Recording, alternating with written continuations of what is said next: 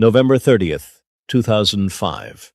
A diner parking lot in Union, New Jersey, the Huck Finn Diner, a working-class place off a busy road where truckers and families and nurses coming off shift all eat the same eggs at the same counter.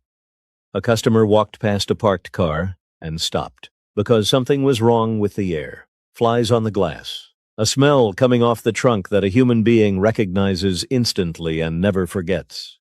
Police came out. They popped the lid. Inside was the decomposing body of a 60-year-old man, shot twice in the back. And then somebody checked how long that car had been sitting there.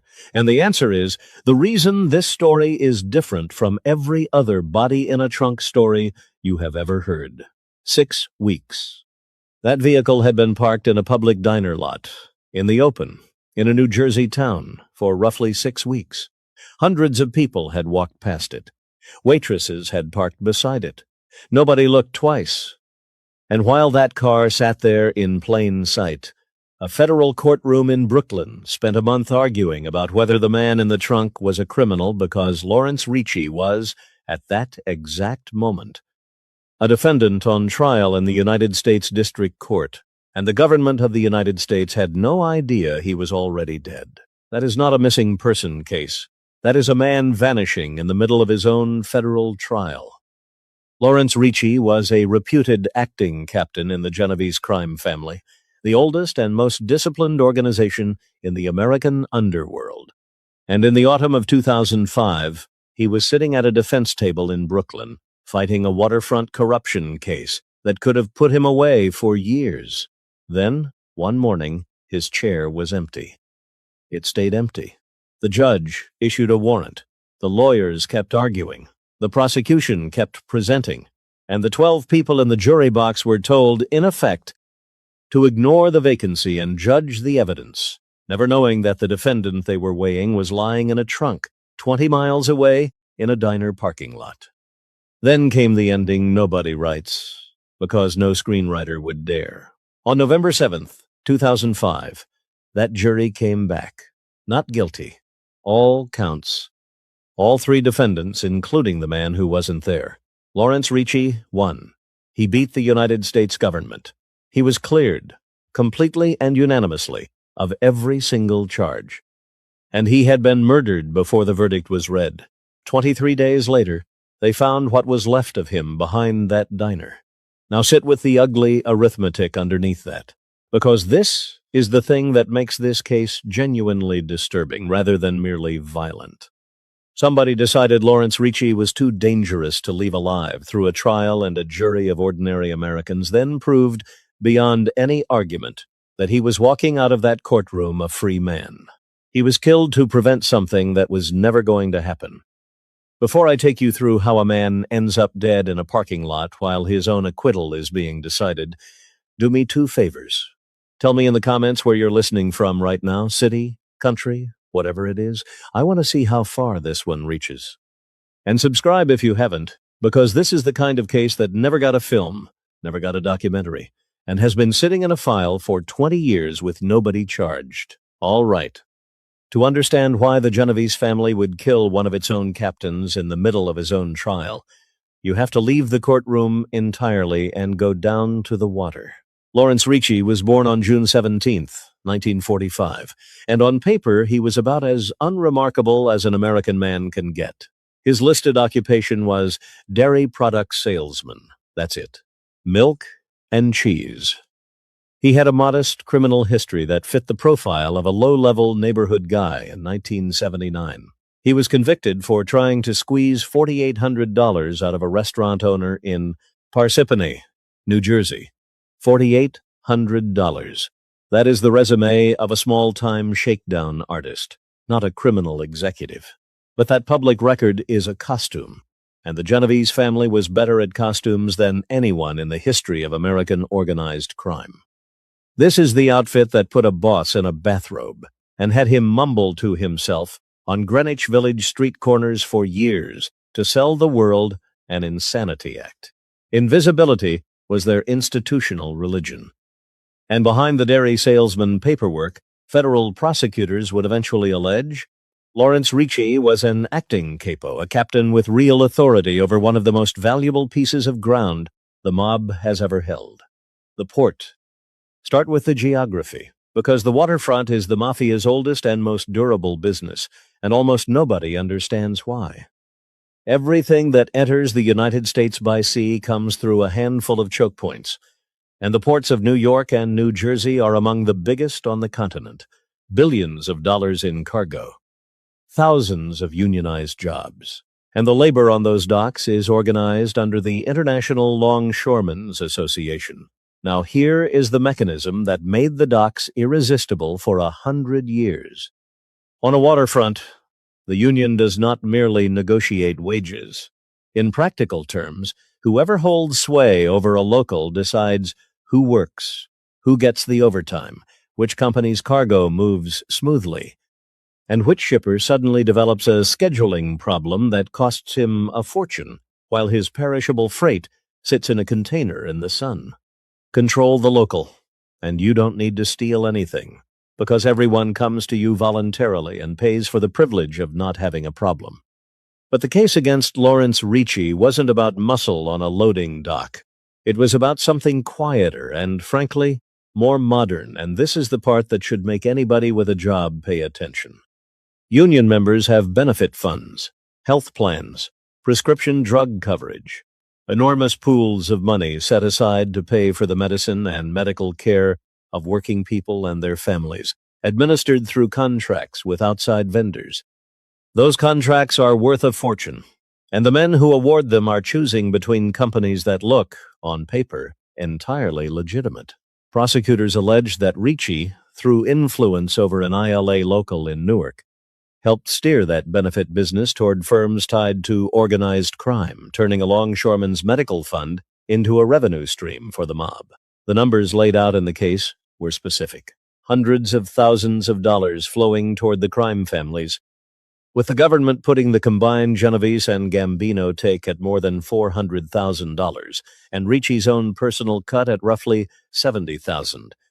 Think about the elegance of that scheme compared to everything you picture when you hear the word mafia. No guns, no hijacked trucks, no bodies. Just a contract award, a vendor selection, a routine administrative decision, and the healthcare money of dock workers quietly bleeding sideways into the underworld. That is what the American mob became at the end. Not a gang, but a parasite embedded in the plumbing of ordinary institutions. In February of 2005, the federal government moved. Ricci was charged in a case built around wire fraud and extortion, and he was not standing alone.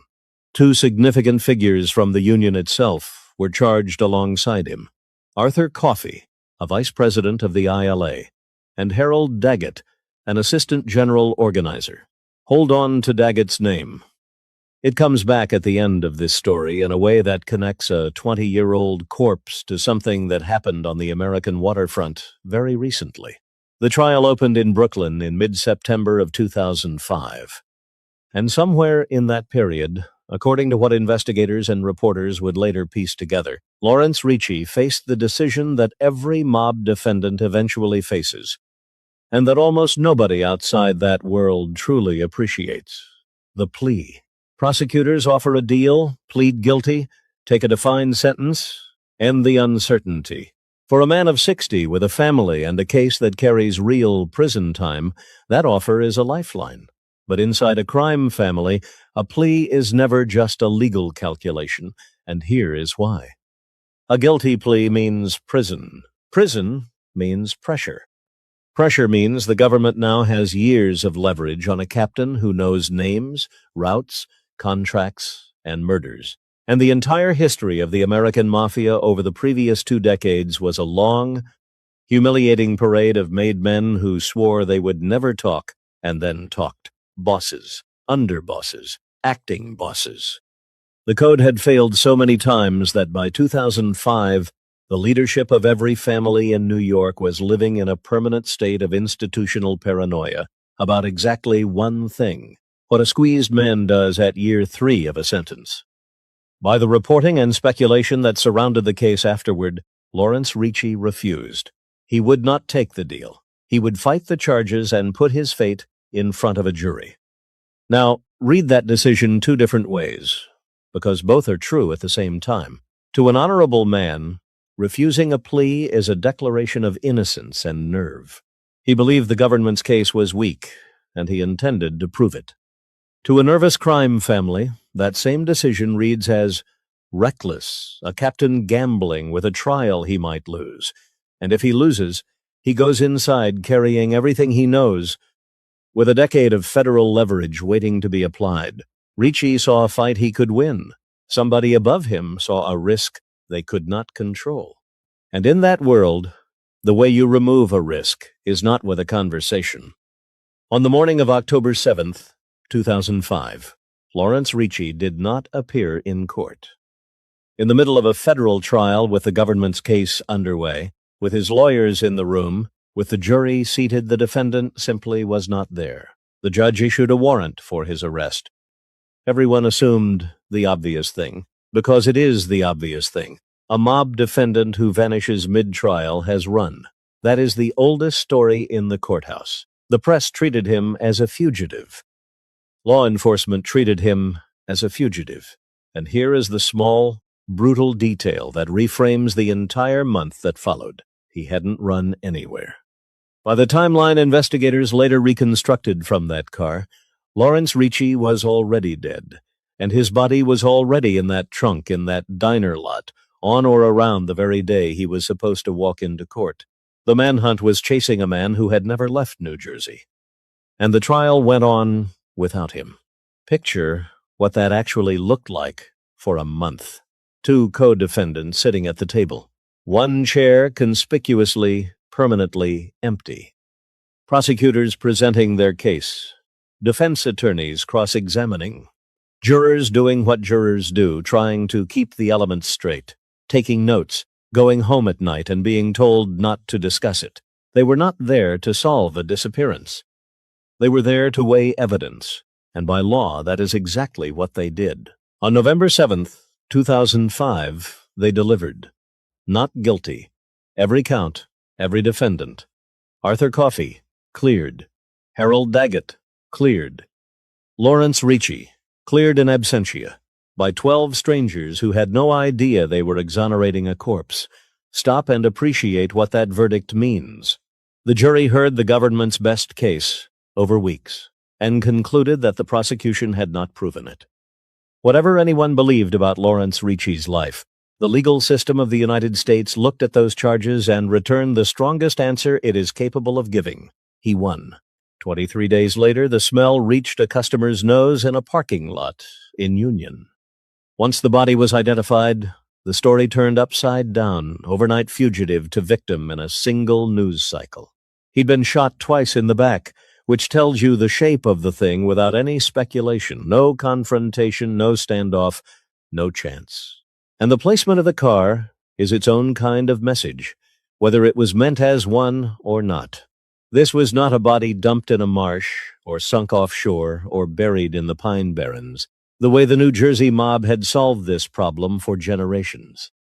It was left in a busy diner lot, close to a road, where it would eventually be found, and where, for 6 weeks, it sat unnoticed a short drive from the federal courthouse, arguing about the man inside it. The people left standing came out of it very differently. Nobody has ever been charged with the murder of Lawrence Ricci. In March of 2007, federal authorities publicly linked the killing to Michael Coppola, a Genovese figure with a long and notorious history of his own. But no charges in Ricci's death ever followed. Prosecutors also indicated that investigators had picked up wiretapped conversation involving a New Jersey mob figure discussing the retrieval of the murder weapon with his own son, a chilling little detail that tells you how close the case came and how far short it stopped. 2 decades later, the file remains open, and the practical reality is that the men who know what happened in October of 2005 have either taken it to their graves or intend to. And then there is Harold Daggett, the co-defendant who sat through that trial and was acquitted alongside the missing man. He went back to his union, and he kept rising all the way to the presidency of the International Longshoremen's Association. which means that in the autumn of 2024, when tens of thousands of dock workers walked off the job and shut down ports along the east and Gulf coasts in a strike that threatened the supply chain of the entire United States.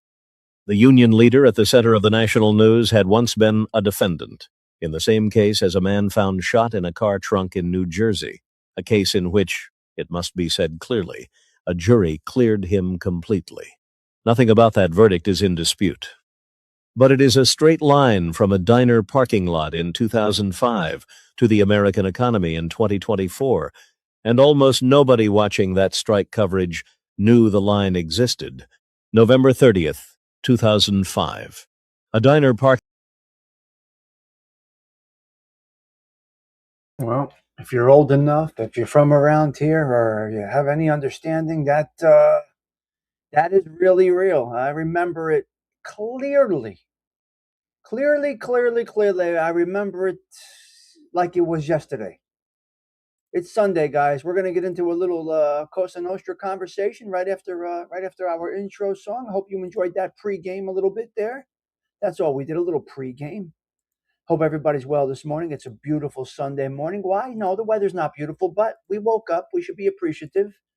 We should value that we got a shot at a wake up and the opportunity for another beautiful day. All right, here we go. Get that coffee ready, guys. Here we go. Come on.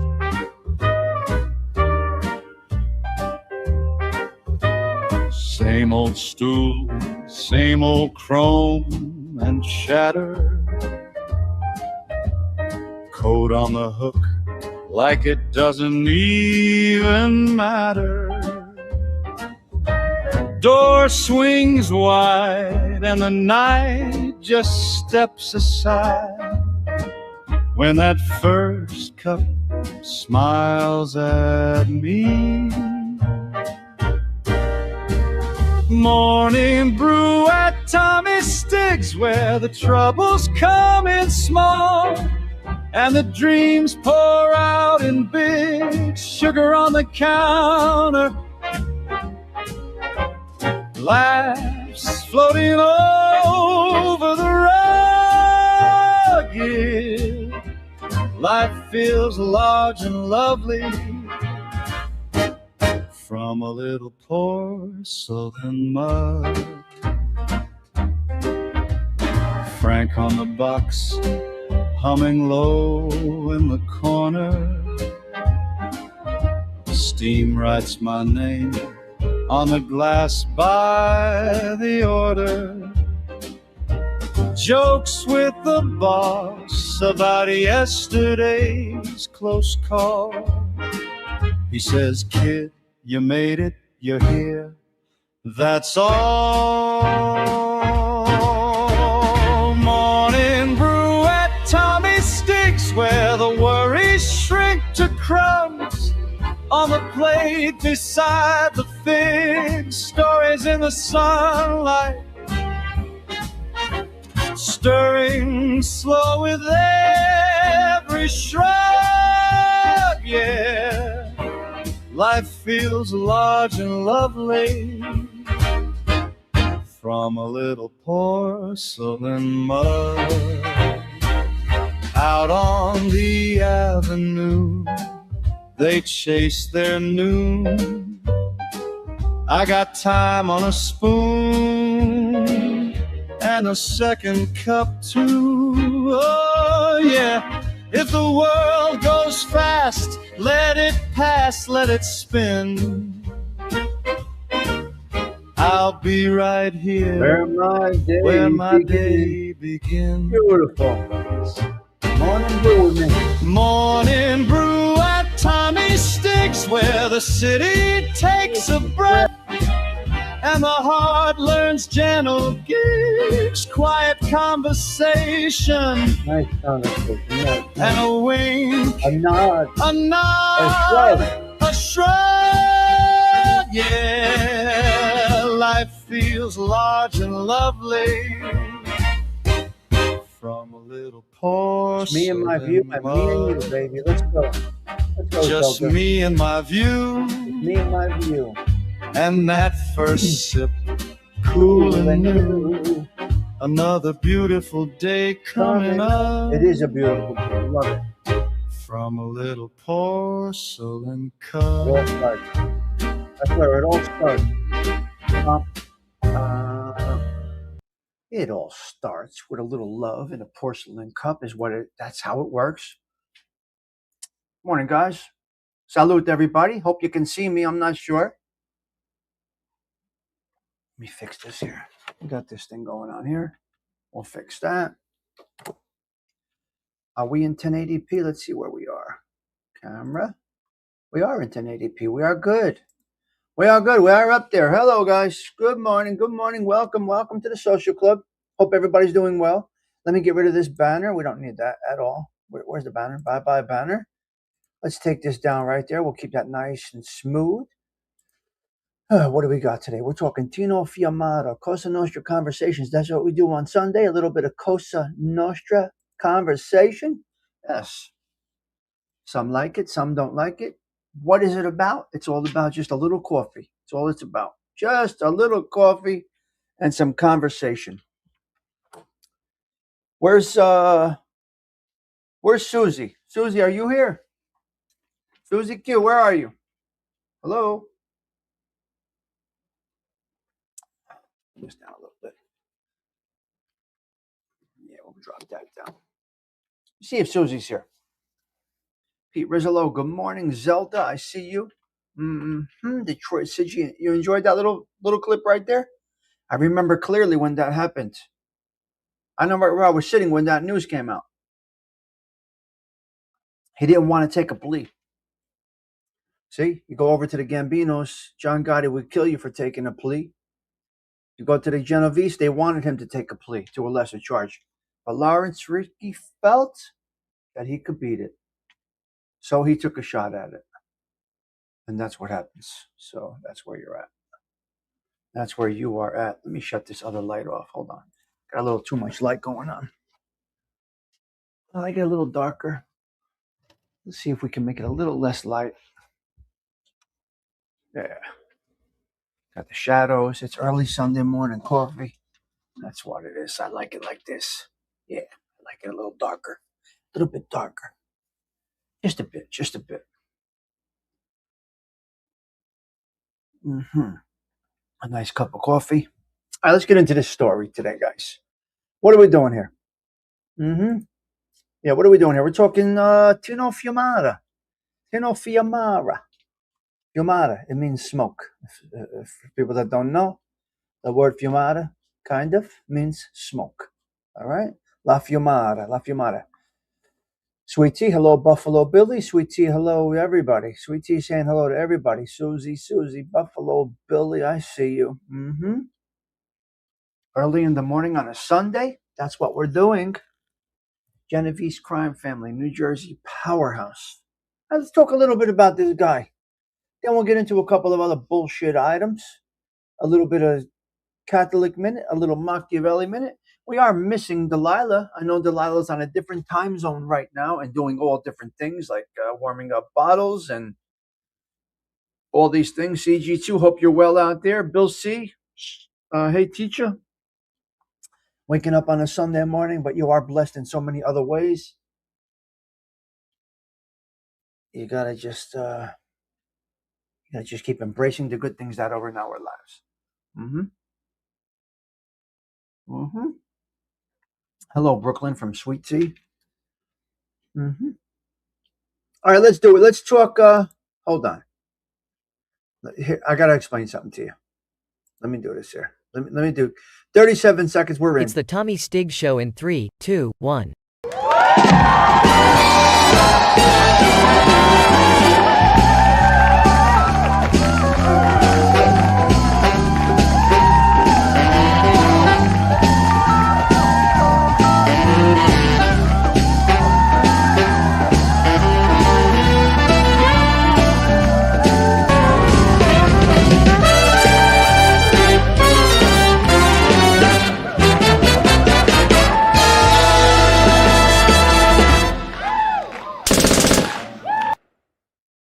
All right, let me get on camera here and explain something to you guys. I got to explain something to you. You may see this on a replay, and the reason is we got blocked yesterday. I tell you this all the time. I tell you guys all the time we got a good shot of getting blocked with every show we do. It's possible, and I'm not that concerned about it. I really don't. It's not that important to me. But if I like to keep the story up, I do an edited clip. So listen, you might be watching this on an edited clip just of the story. If you are, welcome. You are not live. You are streaming, but you are not live. If you're watching this anytime other than 7:04 a.m., 823-2026 Newark, New Jersey time. And if you are catching this on the edited version, hit subscribe if you like the vibe. Join us every day. Little serenity prayer. A little coffee talk. Yes, I know there are ways, but it's not that important to me, Buffalo, to be quite honest with you. All of this is not that important. What are we going to do here? Not doing much here. Hello, Sven Larson. This is a hobby. This is true coffee talk. Yeah, I know. I can do all of that. Hello there, you. Good morning. Enjoy. I'm only here for a good time, not a long time. Yes, sir, Big Bones. This is live. I remember the commercial. That's correct. Big Bones is right there. Yes, here for a good time, not a long time. So I'm not going to put work in like that, to be quite honest. 1:05 p.m., beautiful midday Sunday for you, Sven. Not going to put that work in. I'm not that. It's not that important. This is just a coffee in the morning. That's all this show is. We have a bullshit topic at times. Yes, sweetie, we're growing. 10,000 next, sweetie. 10,000 next. We keep on going. Yeah, it's not that important, so I'm not going to get involved. I'm not going to get that interested. I'm not that interested in that. So let me move that blind. Let me move that drape over a little bit. You know what I mean? I'm not going to go through all that trouble. For me to edit it takes 3 seconds. It's 3 seconds for me to edit and just post a clip up. It's not. Yeah. Hello, Giacomo. Good morning to you, sir. You understand? This is not that important to me. I don't have a platform. I don't have anything like that. I just have coffee, and the conversations are like this. So yeah, I'm not going to put that much work into this. No. I like watching the numbers grow slow and steady. I don't have a point to prove. I don't have a story to tell. I don't have anything. I have coffee. Coffee. Do you understand? It's only coffee. I'm not a big-time YouTuber. I'm not a celebrity. I'm nothing here. Not even a spoke in a wheel. Not even the tire in a wheel. Not even nothing part of the wheel. But to our few associates here, it's important to start the day with coffee. Other than that, life's happenings are the key. All right, let's get into a little talk about this guy here. Now, we just see Pete, good morning. Great to see you from Big Bones. Sigi, are you still here? Now, Larry Ricky, you can say it 2 different ways. Ricci is how you're going to say it. Start the day with Stiggy. Yes, Patty Daly. Start the day with Stiggy. I like it. Okay, so it's either Ricci, you're going to say it in Italiano, or Ricky. I don't know how they're pronouncing it. It's Ricci. It's Ricci. Kind of, you can say it like that. If you show that name to an Italiano, they're going to say Ricci. Okay? So let's talk a little Tino Fiumara. This guy was a powerhouse around here. I got to tell you, I remember seeing the story while on the treadmill. It was a crazy story, Nino. It was an interesting story. All right, listen, I'm not a mobologist. I'm not a mob YouTube channel. I don't have that much of an interest in it. It was RICCI. Yes, Elgato. Yes. That was a documentary I just streamed for 20 minutes before we came on here. But we're talking Tino the Greek today. Also known as Tino the Greek, Tino Fiumara. I'm doing good, God. I hope that you are well. Thank you for stopping in. As always, your presence is a present. Well, we're going to go through some notes. Kind of Buffalo Billy, yeah. We're going to go through some notes, Some may be repetitive. Some notes may be missing. It's no, don't expect much here. I'm not a show. I'm not looking for perfection. I don't have facts.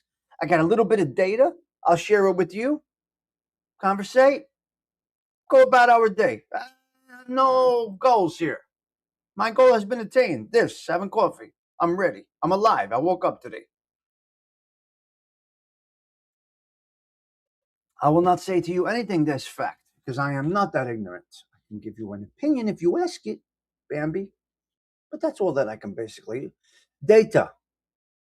Data. Or data. Converse, not conversate, for your education, for your edification. I have no idea. We must pray for the good people of New Jersey. Absolutely. Hello, Joey P. Good to see you this morning. Yep, Gatto, what's up, Bambi? Bambi saying, Gatto, what's up? Always respecting this chat. No drama, no nonsense. Once in a while. Conversate isn't not a word. Okay. Nino, do you know what you're dealing with over here? You're going to try to correct me? I'm uncorrectable. I can barely speak and talk. Before I did this YouTube, my daughter's speech was a disaster after 4 strokes. So to get proper grammar out of me, I mean, there's people that bash my lack of education, my lack of intellect, but there's a special place for them in hell. They don't even know it yet. Yeah, they bash my lack of intellect. I'm doing all right, Nino. Some areas not so great. Between the ADHD and the 4 mini strokes, I had trouble in the beginning. I rehabilitated myself through YouTube, so I feel like I'm doing okay. I'm satisfied, I'll say that, Nino. But again, my words, I don't have a strong vocabulary. Never really in school, so my words, my vocabulary is definitely 4 mini strokes. I found out the cause. They are TIA, something. The cause? Yeah, the blood flow stops to my brain. Of course, you know the cause of a stroke. Blood pressure, sweet tea, sure, all those things, absolutely. All those things. Lifestyle. Good morning, Mark. How are you? Sure. I said, what do you mean 4 strokes? They said, look, you show this, you show that, pop. So I lost oxygen to my, something you could do to, no. You could die, I could die of a stroke in 3 seconds from now, yeah. Oh, Patty, I didn't struggle in school, I just never went. I mean, I don't want to make it funny, but you must have struggled in school. Yeah, I never did homework, I never took a book home, I never did anything. I was not present, Patty. And I had family in the Board of Ed, so I got to pass on everything. It's terrible. I'm doing all right. I got to be quite honest with you. I think you're doing great. You stopped wearing the pink shirts. The child's growing. Can you do to prevent? Well, I don't know. I have ADHD. It's an advantage if you can harness it. Oh, yes. Oh, 100%. No show at school. As you do know, Nino. Good morning, Gen X Effect. As you do know, Nino, those that have ADHD, when they latch on to something that they do like, they do it 100%. No one can do it better. If they find a topic or a situation that they like.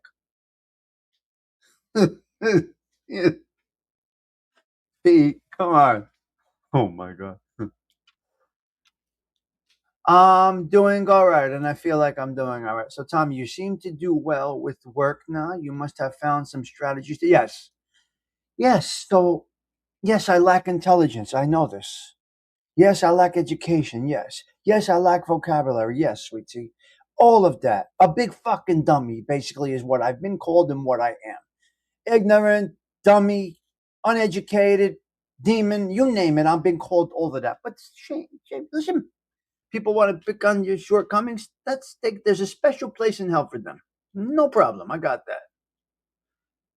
But we have a different way about us, Nino. And you know that, because you are that.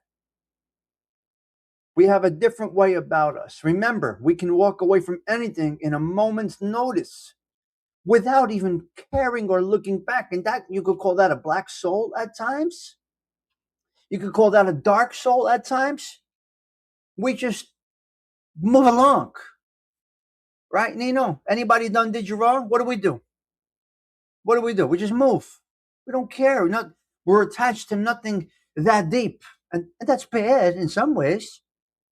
And that's good in some ways. So if you're in a relationship, Nino, Sweet Tea, anybody that has witnessed ADHD, Patty Daly, you'll know this. Your husband's deep into the church. He has ADHD. What does he do? He makes it his passion. He's at church every Sunday. He's dressed to the nines. And he takes it very seriously. He has ADHD, but it's something that he is interested in. He's going to go in. But he can write you off in a minute, not you per se. Yes, Giacomo. People that pick at people's shortcomings are jerk-offs. I guess that's a good... I guess you could say, yeah, and they could be gone from my life. You have a very acute case, yeah. But you know as well as I know, and Patty Daly knows this as well as I know. We have the ability to walk away from anything that we don't see right in a moment's notice. Now, if we love you, if we truly love you, you're good. No, big bones, but that's what this show is, Nino. Now, but this is exactly what this... there's not off track. It's why people are waiting for this conversation. Really? People are waiting for this garbage content that I don't know how to deliver. Come on, big bones, give me a little. Guys, let me explain to you something. This is what this show is. The ADHD Network. We spoke about it. I used to do the Sports Minute, the ADHD Sports Minute. I got ridiculed for that. People closest to me ridiculed me. No, not close in life. On YouTube, other people that were doing sports shows, they fucking dragged me through the dirt when I was doing the ADHD sports updates. Crazy. I was coming on all fucking wired up. The Mets, the Metropolitans.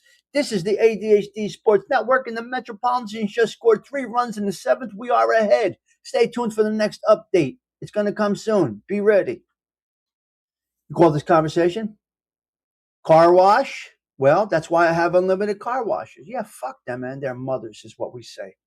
Fuck them and their mothers. Those are the people that deserve to go fuck your mothers, right, Big Mounts? Fuck them and their ass. It's not off track. The truth is there is no straight track. It veers off to the side, but this is the show, baby. This is the show. I'm obsessed with the car wash and the gym. There you go, Pete Rizzolo. There's no veering off. You enjoyed that sports talk? It was crazy, Mark. Here we go, the Yankees. Welcome to the ADHD Sports Network. This is Tommy Stigs with the ADHD Sports Network. We have the Yankees coming up 3-2 in the 6th inning. Wait, hold on. Wait. Let's change sides. Messi just accepted $1 million contract to play on the Cosmos. Welcome to the... Wait, what do we have coming? What? Roger Staubach Museum is opening up. Hold on, let's go back to the Metropolitans. They are up 6-2 with 1 out. And that's the shit that I used to do, but they said they destroyed me. They took me down to a fucking thing. When they're breaking your balls, they are leaving someone else alone. Big Bones, I like it, the way you, what do you call this? First you said you were off the rails, now you're in the conversation. What is wrong with you, Big Bones? You said we went off track for 8 minutes, but you got right into my craziness. You're sick, fuck you. Oh, Big Bones, you have been indoctrinated. Patty Daly, Mark, we have indoctrinated Big Bones. 2 minutes ago, he was complaining we're off track. Right now, he's in the conversation telling go fuck their mothers. I can't. That's this platform that we don't have. There ain't a soul that could pick my brain and understand what's going on in there. They've tried. They can't.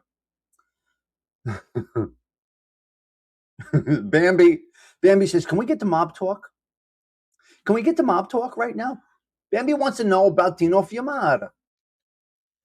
Do the Cosmos play at that stadium in Patterson? They don't play anywhere. There is no more Cosmos. They're building a beautiful stadium next to Citi Field. I was out in Queens the other day at the Mets game. They're building a new casino. Hard Rock is going in Queens. So now we're going to have a Hard Rock 35 minutes from the Stoop. Come on now. I'm looking forward to that. Hard Rock Casino, Citi Field, and a soccer stadium where all them junkyards were. They're all gone in Queens. The whole block behind Citi Field, not some of you might not be from around here, but the whole block behind Citi Field, all them scrap yards, they're gone. They're gone. Okay, let's go into Tino, the Greek. If you don't mind, let's talk about this guy. Let's get into a little Cosa Nostra conversation. Now, we just saw a documentary on Larry Ricci. We're going to say it in Italiano. Lorenz Ricci. That's his name, okay? Tino, the Greek, Fiumara. Tell me, you're still thinking of relocate? Patty, I love it. I don't know. Patty, I love where I'm at. I love where I'm at. Let me interrupt the show for Patty Daly. Here's the situation, Patty Daly. Found an apartment. Patty, here's what I'm thinking. All of these things about owning and renting, this, that, the other thing. The water bill situation is out of control. The property tax situation is out of control. I'm talking about New Jersey. I don't know where you live. So it might make sense to buy a house elsewhere. I'm speaking specifically North Jersey. The water bills are tripling. The property taxes are going up 500, 800, 1,000. So, Patty Daly, right now I can go definitely buy a little place for my own. I can buy my own place right now. But do I take all of that? Liquidate everything and buy something for what? Or do I continue to rent at a small portion of what a mortgage would be and still keep all that retirement money that I saved for the last 30 years? Okay? So, Patty Daly, check this out. There is a nice apartment. Hey, Pete Rizzolo. Pete, where are you? You know the corner I hung on? You know my corner? The Stoop, Paganelli's corner? Do you remember, Pete? Where, you know the Rec Boys. You know the neighborhood. The brick building across from Paganelli's. Across from Paganelli's. The brick building, that apartment building. I can rent there in the old neighborhood, truly the neighborhood I grew up in, the corner I hung on, for less than I'm renting right now at the Stoop. This is a tough one. Garden Avenue in Dawson, Mark. Do I go back there? You know, there's some people still in the neighborhood. I got to think about this. So, Patty Daly, the answer for the short term is absolutely not. I'm staying right where I'm at. I'm excited to watch the redevelopment of the neighborhood that I'm in right now.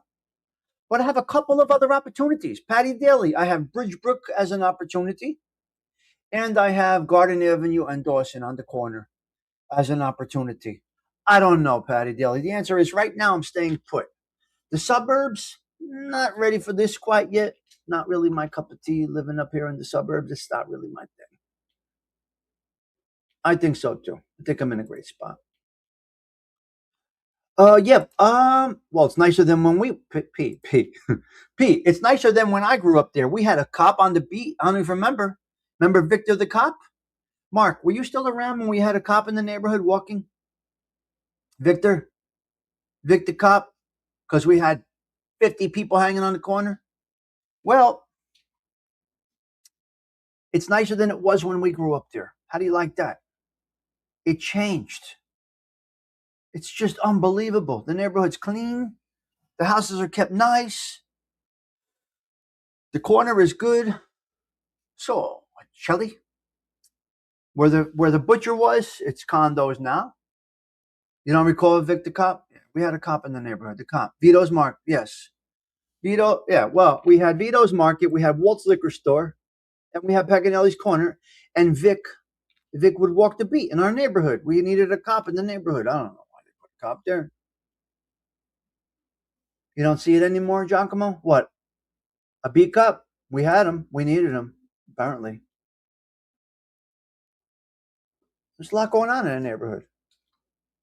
There was guys coming by in white Jaguars driving to Florida.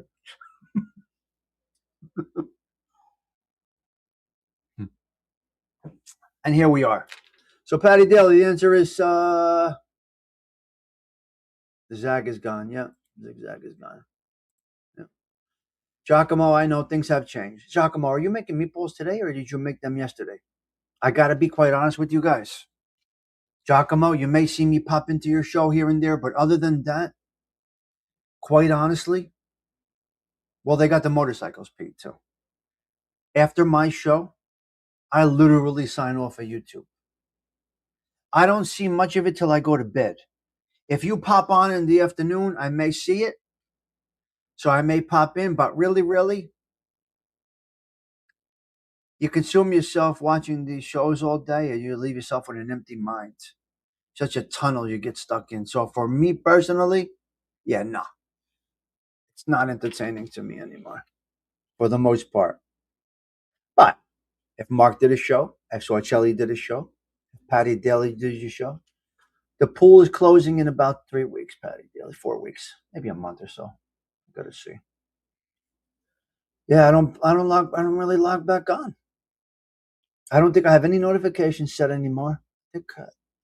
I don't need notifications. It's not necessary to have a notification because if I want to watch you, I'm going to come to your channel and look for you. If you are worthy of a view, just like bowling for dollars, if I wanted to watch it, I had to be in front of that television 7:30 p.m. 7 p.m. Yeah. Yes. Sweetie, yeah, I've been busy. We'll do more members only. Absolutely. I've been busy. Last week was busy. This week, I may have some time. I may have some time, actually. We'll do a members only. You're going to come up, sweetie? Now, Big Bones, we're way out of line here, buddy. We're way out of line here, Bambi. We definitely got off track. Let's go. Tino, the Greek Fiumara, was suspected by law enforcement. Let's get into a little mob talk. Tino, a.k.a. the Greek, a.k.a. Tino. All right? Here we go. Fiorentino, if his proper name, I think. Fiorentino. A lot of Tinos were Fiorentino. One of my best friends is named Tino. It's Fiorentino. Okay, let's go. Tino the Greek was suspected by law enforcement of being involved in a dozen mob-related murders. Through his defense attorneys, they profess he was never officially convicted. Listen, they noted it. He was never officially convicted of a homicide. In 1988, a federal appeals court upheld a ruling confirming that the United States Parole Commission had sufficient evidence to hold Tino responsible for at least 4 specific, get this word, unconvicted murders. Now, how are you going to do this? Good morning, Jimena. How are you going to do this? How are you going to hold him back? No. The primary individuals that law enforcement, federal prosecutors, and cooperating witnesses publicly tied Tino Fiumara to these murders. High-profile suspected targets. The documentary that you guys saw before the show was about Larry Ricci. High-profile suspected he was never convicted. But they wanted to hold him on suspicion that he might have been involved. This is terrible. This is horrible. It's against human rights. Come on. High-profile suspected targets of Tino Fiumara, a.k.a. the Greek. Lawrence Ricci, a Genovese crime family member who went missing in 2005 while on trial for labor corruption. His bullet-riddled body wasn't riddled. He got 2 shots to the back. Was discovered inside the trunk of a car parked behind a New Jersey diner. federal authorities explicitly named Fiumara as a prime suspect who ordered the execution, but never, ever was convicted of it. The next one. Where are we?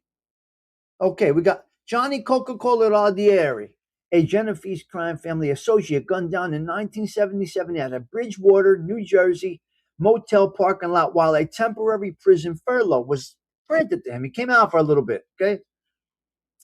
Again, a turncoat witness testified that Tino Fiumara directly orchestrated the hit, which was executed by hitman Mikey Cigars Coppola. John DiGilio, Johnny D, powerful rival Genovese mobster who controlled rackets along the Bayonne waterfront.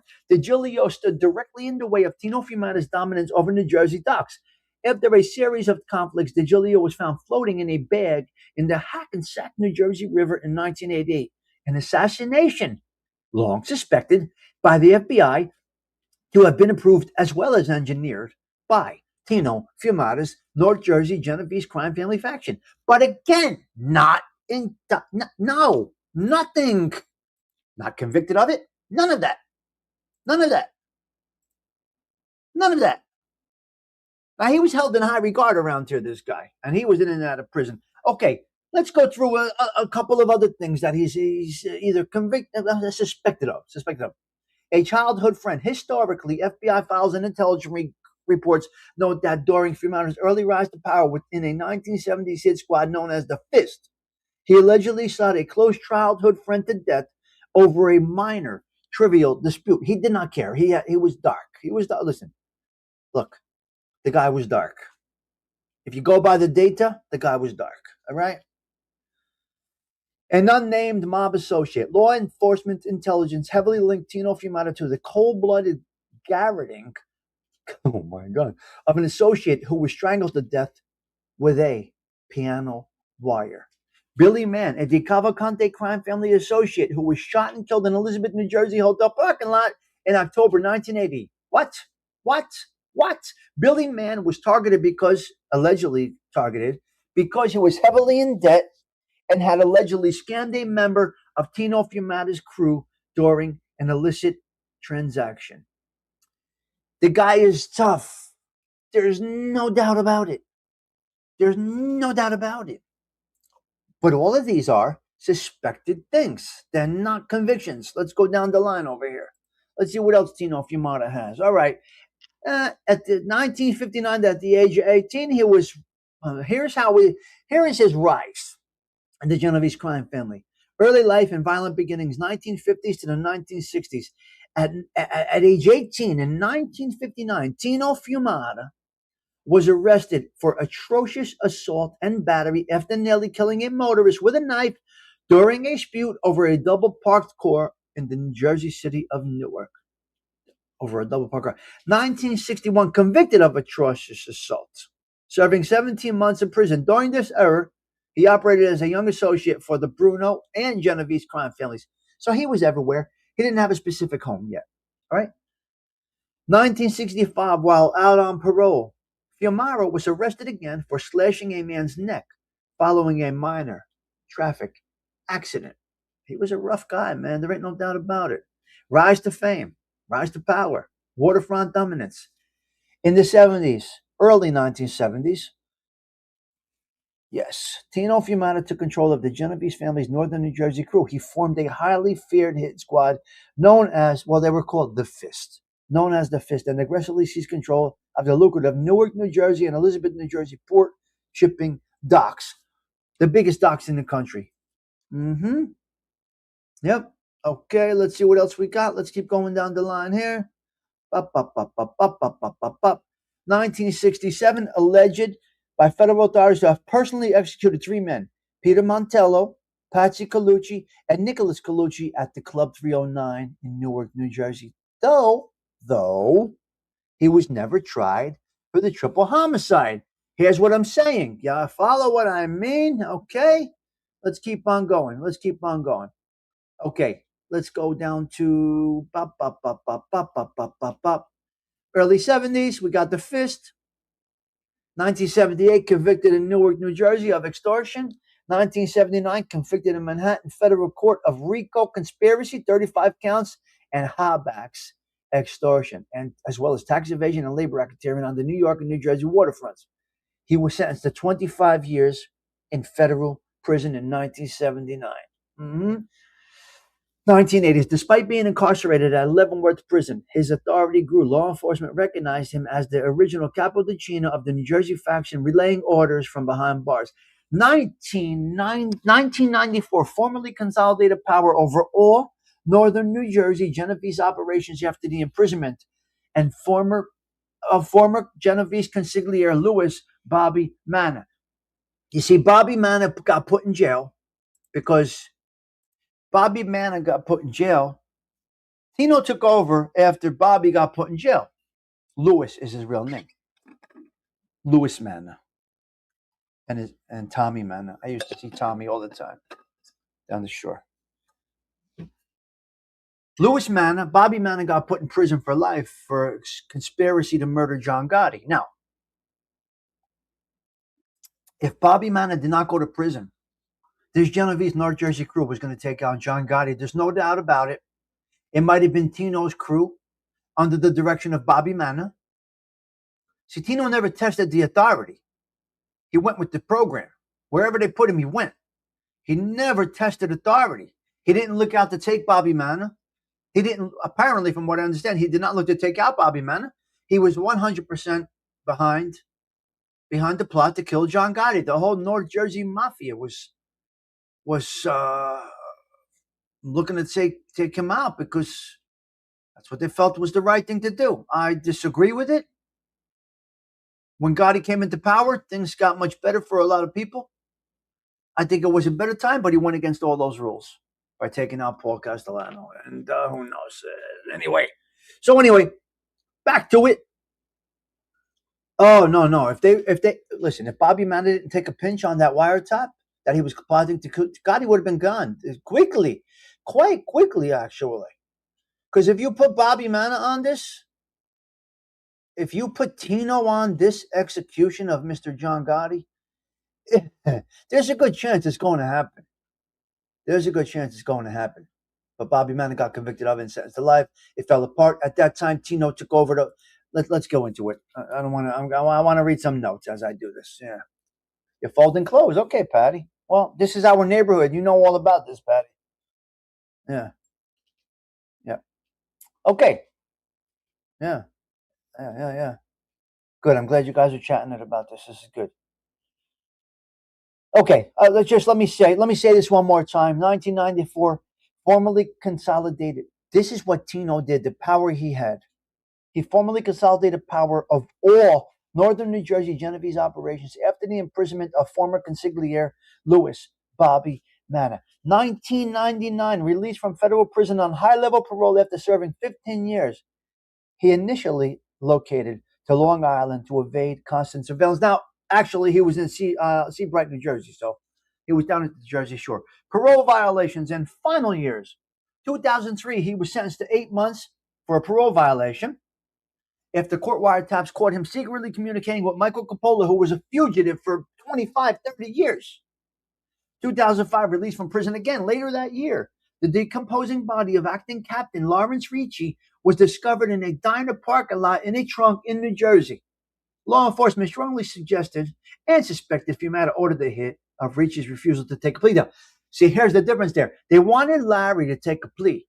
Larry did not want to take a plea. Larry, can you imagine? The North Jersey Genovese killed him for not following orders to take a plea. He was initially right. I mean, he was apparently right because he got acquitted. Larry got acquitted of this.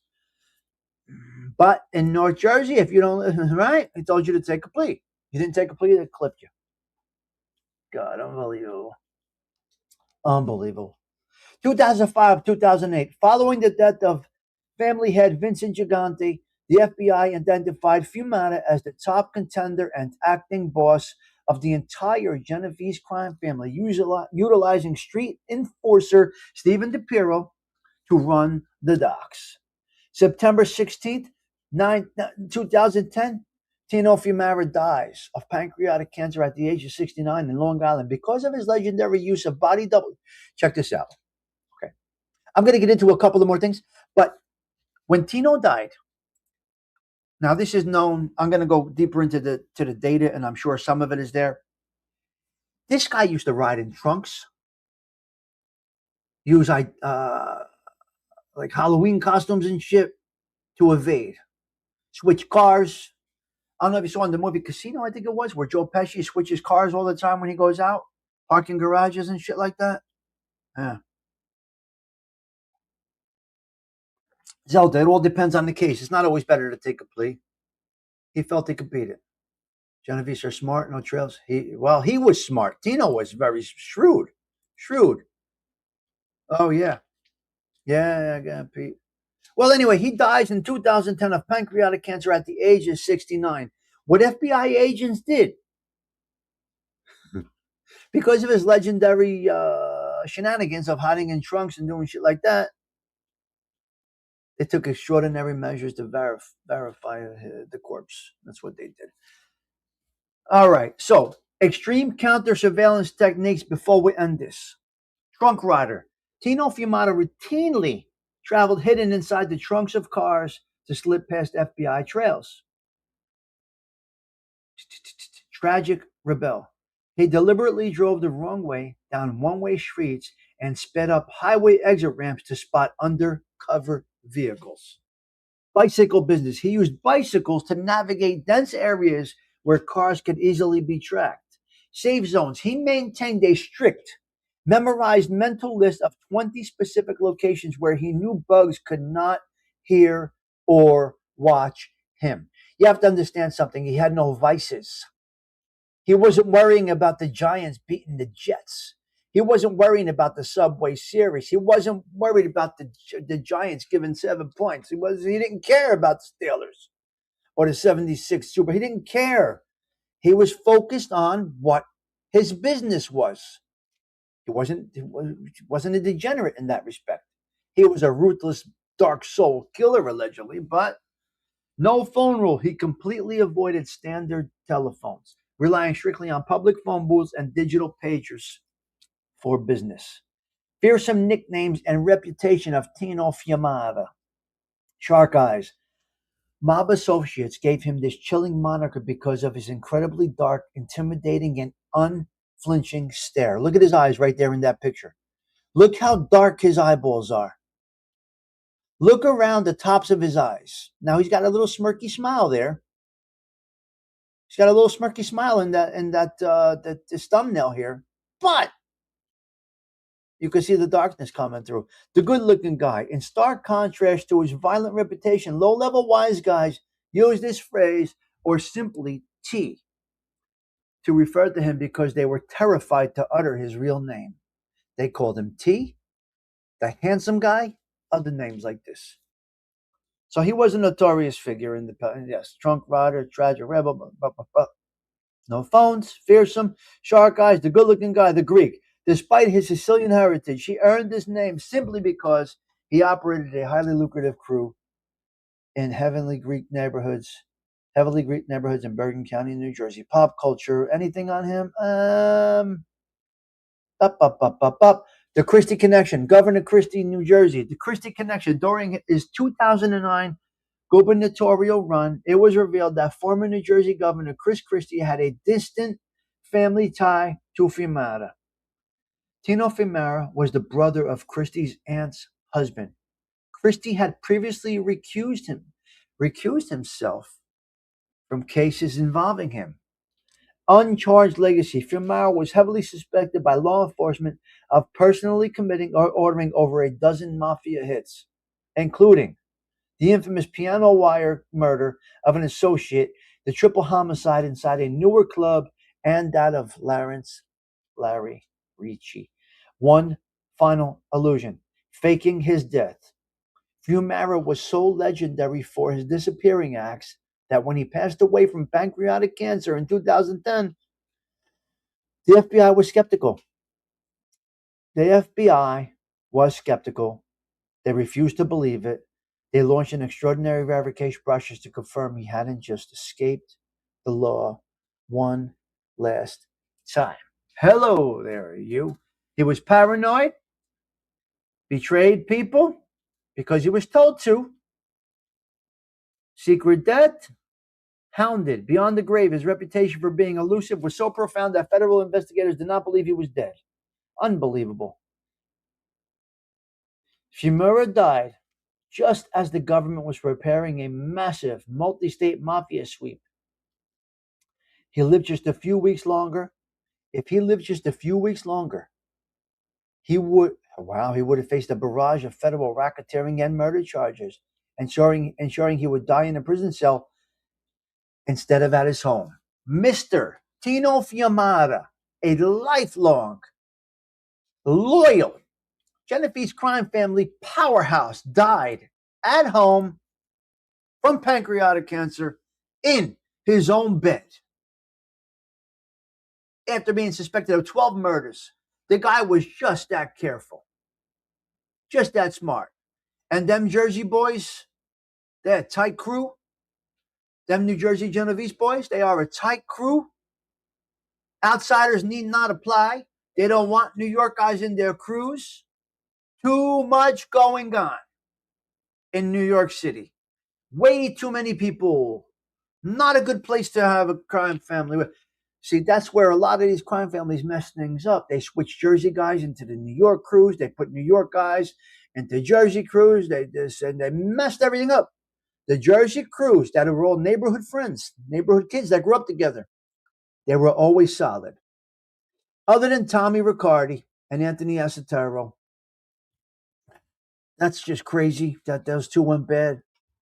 But they were neighborhood boys from 14th Avenue. And, Michael Perna took that 25 piece. Michael Tessetta took that 25 piece. Marty Tessetta, 33 years. Coming up for parole, guys, in 2027. Marty Tessetta is coming up for parole in 2027.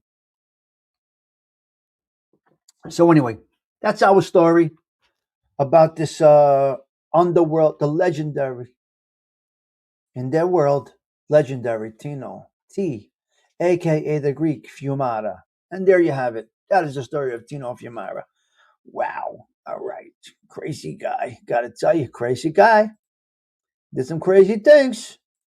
He did things. I like this story, though. I knew some of it. Yeah, I think it would make sense to keep the crew separate. Well, you got to keep familiarity.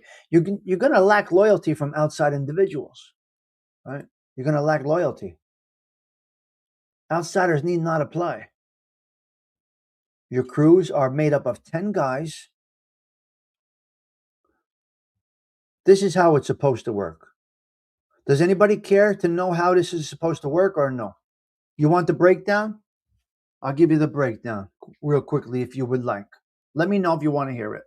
I'll give you the breakdown. And this is how it was maintained and business kept going. The boss is the boss. Talks to no one, sees no one, sees nobody. The boss has to be out of the spotlight, Zelda. The boss should not be seen. But that's hard to do. The underboss handles the boss's duties. Takes to the boss what he feels need to be taken to the boss. The consigliere is usually an experienced individual, a man of wisdom, usually of age,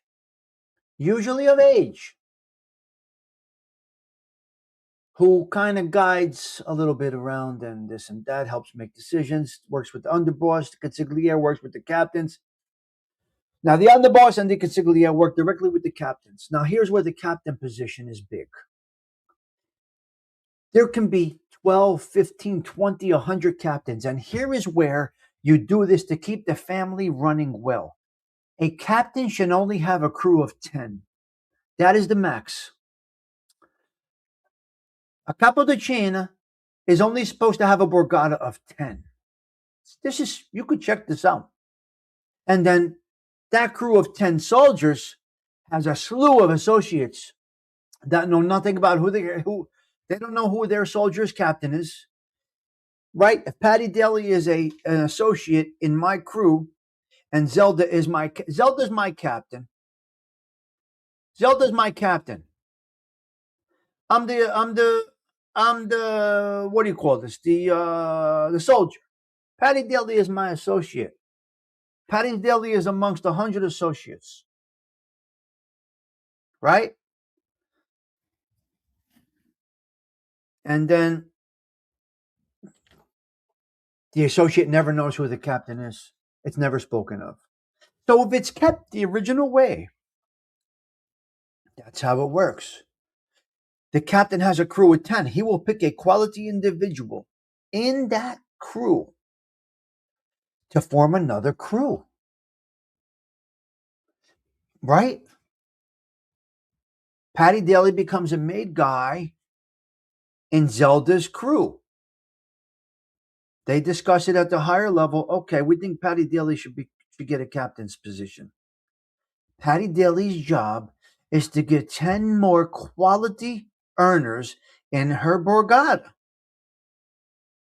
It's very simple, but it just crushes and crumbles when you take a guy from another area and put him in Patty Daly's neighborhood crew. The loyalty fades. So Zelda, familiarity, camaraderie, being in diapers together, this is where you get a solid crew.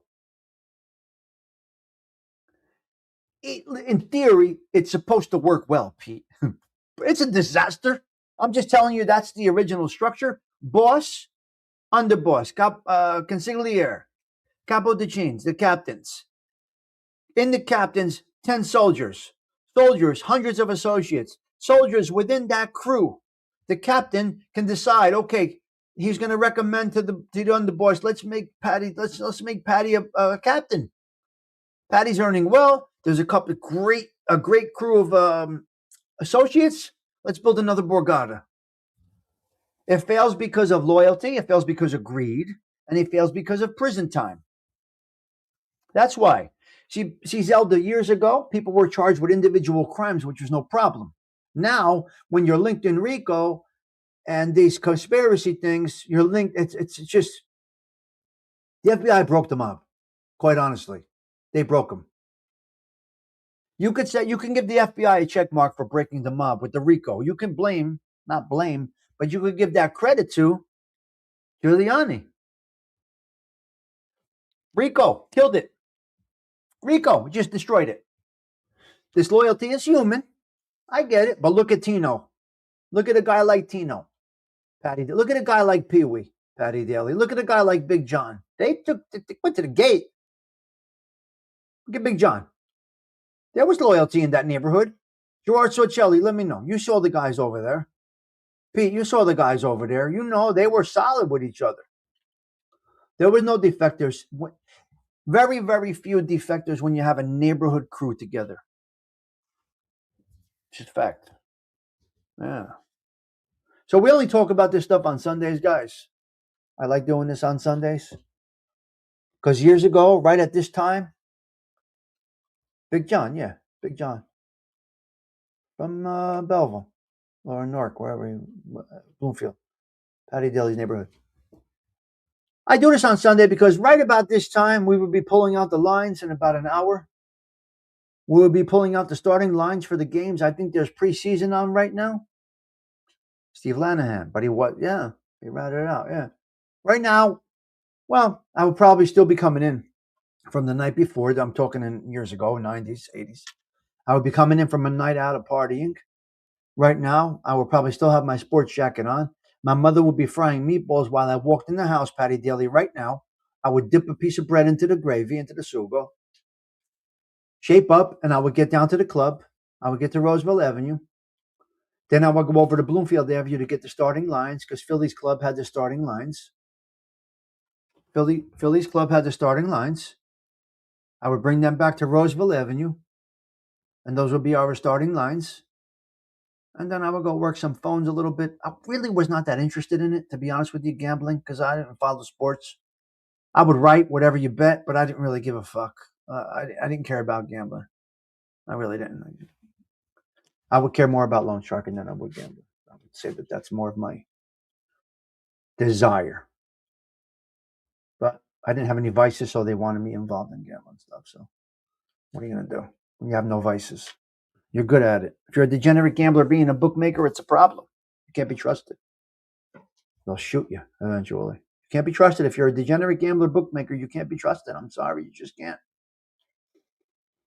You'll rob, you'll steal, you'll do things you shouldn't do because of your addiction. Tommy, don't you miss those days? I love that neighborhood. Which part do you think I miss? 5 what? What's that question there? 5. I really charge 5. That's high. 5 is high. You know what I mean, Nino? 3 points. I would get it at 1 or 2, depending on what I got it at. If they gave it to me at 1, I'd go for 3. I wasn't greedy. I'm not a greedy guy.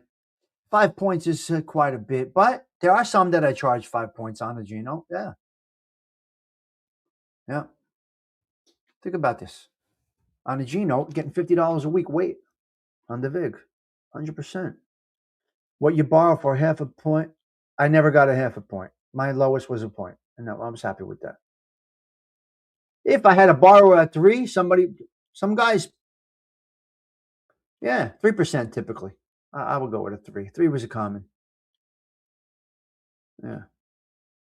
I would go with 3 as a common. I wasn't greedy. I got it for a point.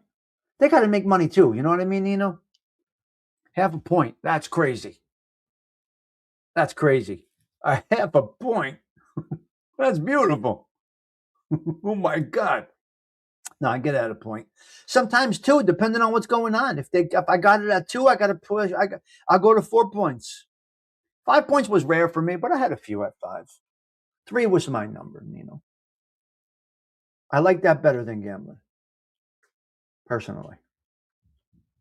If they gave you 5, they were looking to hurt you anyway. Yes, of course. The VIG, yeah. Yeah, still good. Still, everybody earns on it. Everybody earns on it. Yeah, 19 Cuzo, a 2-car garage. We turned into a hangout. There you go, baby. Right in the neighborhood. Cuzo Street. Right?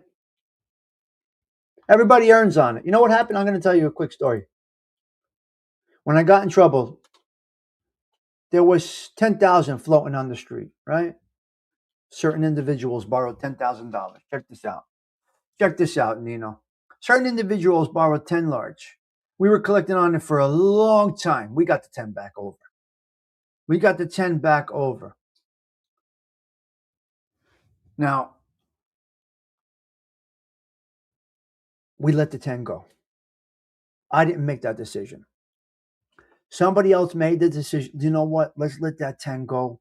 Let's not go collect. Let's just let that 10 go.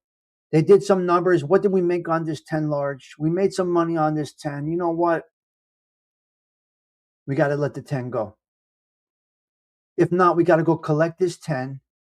Tommy can't go collect. I can't go collect, Big Bones. It's going to lead to more people getting in trouble. And the case stopped with me.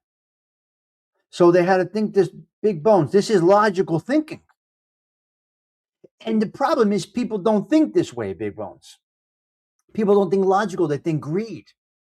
When you think logical, to have longevity, you can have a good business. Follow me? Big Bones, was it a good move or a bad move? Think about this. Let's say we had 10 to those 3 people out there. Four people. Let's say we had 10K out to those 4 people, but we made 20,000 on it, Big Bones. On the weight. Now, what do? You risk another guy getting pinched? Again, the investigation stopped with me. There was nobody above me pinched. So what was the decision? Let's eat that for 10,000. No, they weren't douchebags though. They weren't garbage pails, Big Bones. Now I could see if there were street bums, degenerate gamblers, Big Bones. They were businessmen. They were businessmen. You'll know the names if I said it to you. One owned a pallet yard in Newark, New Jersey. Gerard Socelli will know who that is. Pete, you'll know who the pallet. You know who our pallet guy was. The pallets in Newark on McCarter Highway. So It depends, Big Bones. You know what I mean? I didn't make the total decision on that. I was ready to go back out and collect. I'm just saying that they made that decision. Let's let it cool down. It'll come back. We got it. We got our money already. Let's not be greedy. So, good decision, bad decision, collect at any cost. Those are the people that end up in jail for 20 years. That's how I look at it. If you think of it as a business and rational instead of violent and greedy, you can do well. You can go a lot of years. We know a lot of guys that died at home around here. Or short time, 3 years, 1 year. Are you kidding me? Pee Wee did 3 years in his whole life. What did he die at 76, Patty Daly? What did Big John do? 18 months? Patty, what did Big John do? 18 months in his whole life? These guys died at home. That whole crew died at home. Nobody died in prison because of moves like this, Big Bones.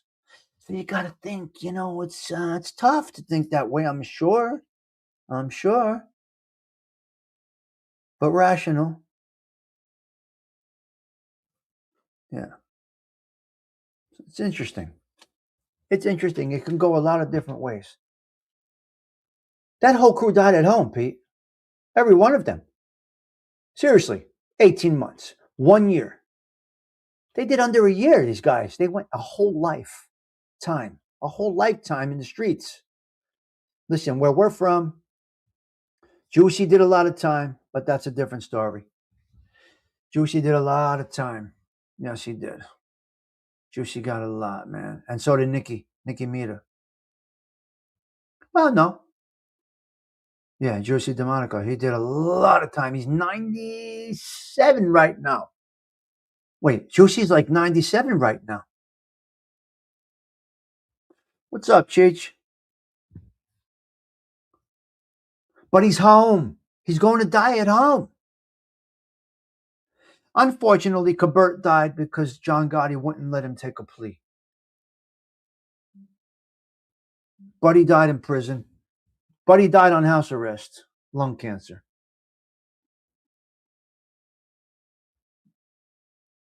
It's crazy. Crazy. Yeah, there's a lot of Pete. That's a whole other story with him. Oh, God. What I've heard, Pete, I'll tell you when I see you. We'll have a conversation in person. Unbelievable. A lot going on with that. Yeah, so a lot of these guys died. The Gambino guys, they couldn't take plea deals. So they died in prison. Bobby Kabert was offered 10 years. John Gotti told him no. He got convicted and Bobby Kabert got life. But I think he was on house arrest. That would have been a whole different situation, Yeah. Yeah. Well, that's why the Jersey crew got tasked with it. You see, Nino, if Gotti wasn't in that car, right after they missed Gotti, that's when the Jersey crew, Genovese guys, got the order. That's where Bobby Manna got the order to take him out because Casso failed. Very handsome. Really. Thank you. So that's Cosa Nostra Conversations on a Sunday morning. I enjoy it.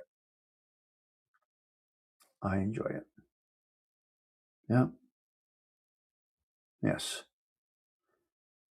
No. Yes. That's right, Cheech. That's why that guy ended up burning in the depths of hell. Whack Jersey. He's a jerk off because he was trying to strong arm the Jersey crew, Cheech. Because Casso was trying to strong arm the Jersey crew to give more money.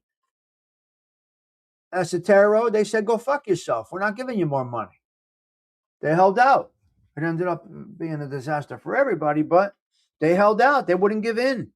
They would not give in, Cheech. Them Jersey boys were not giving in. They held their own. Casso was out of his fucking mind.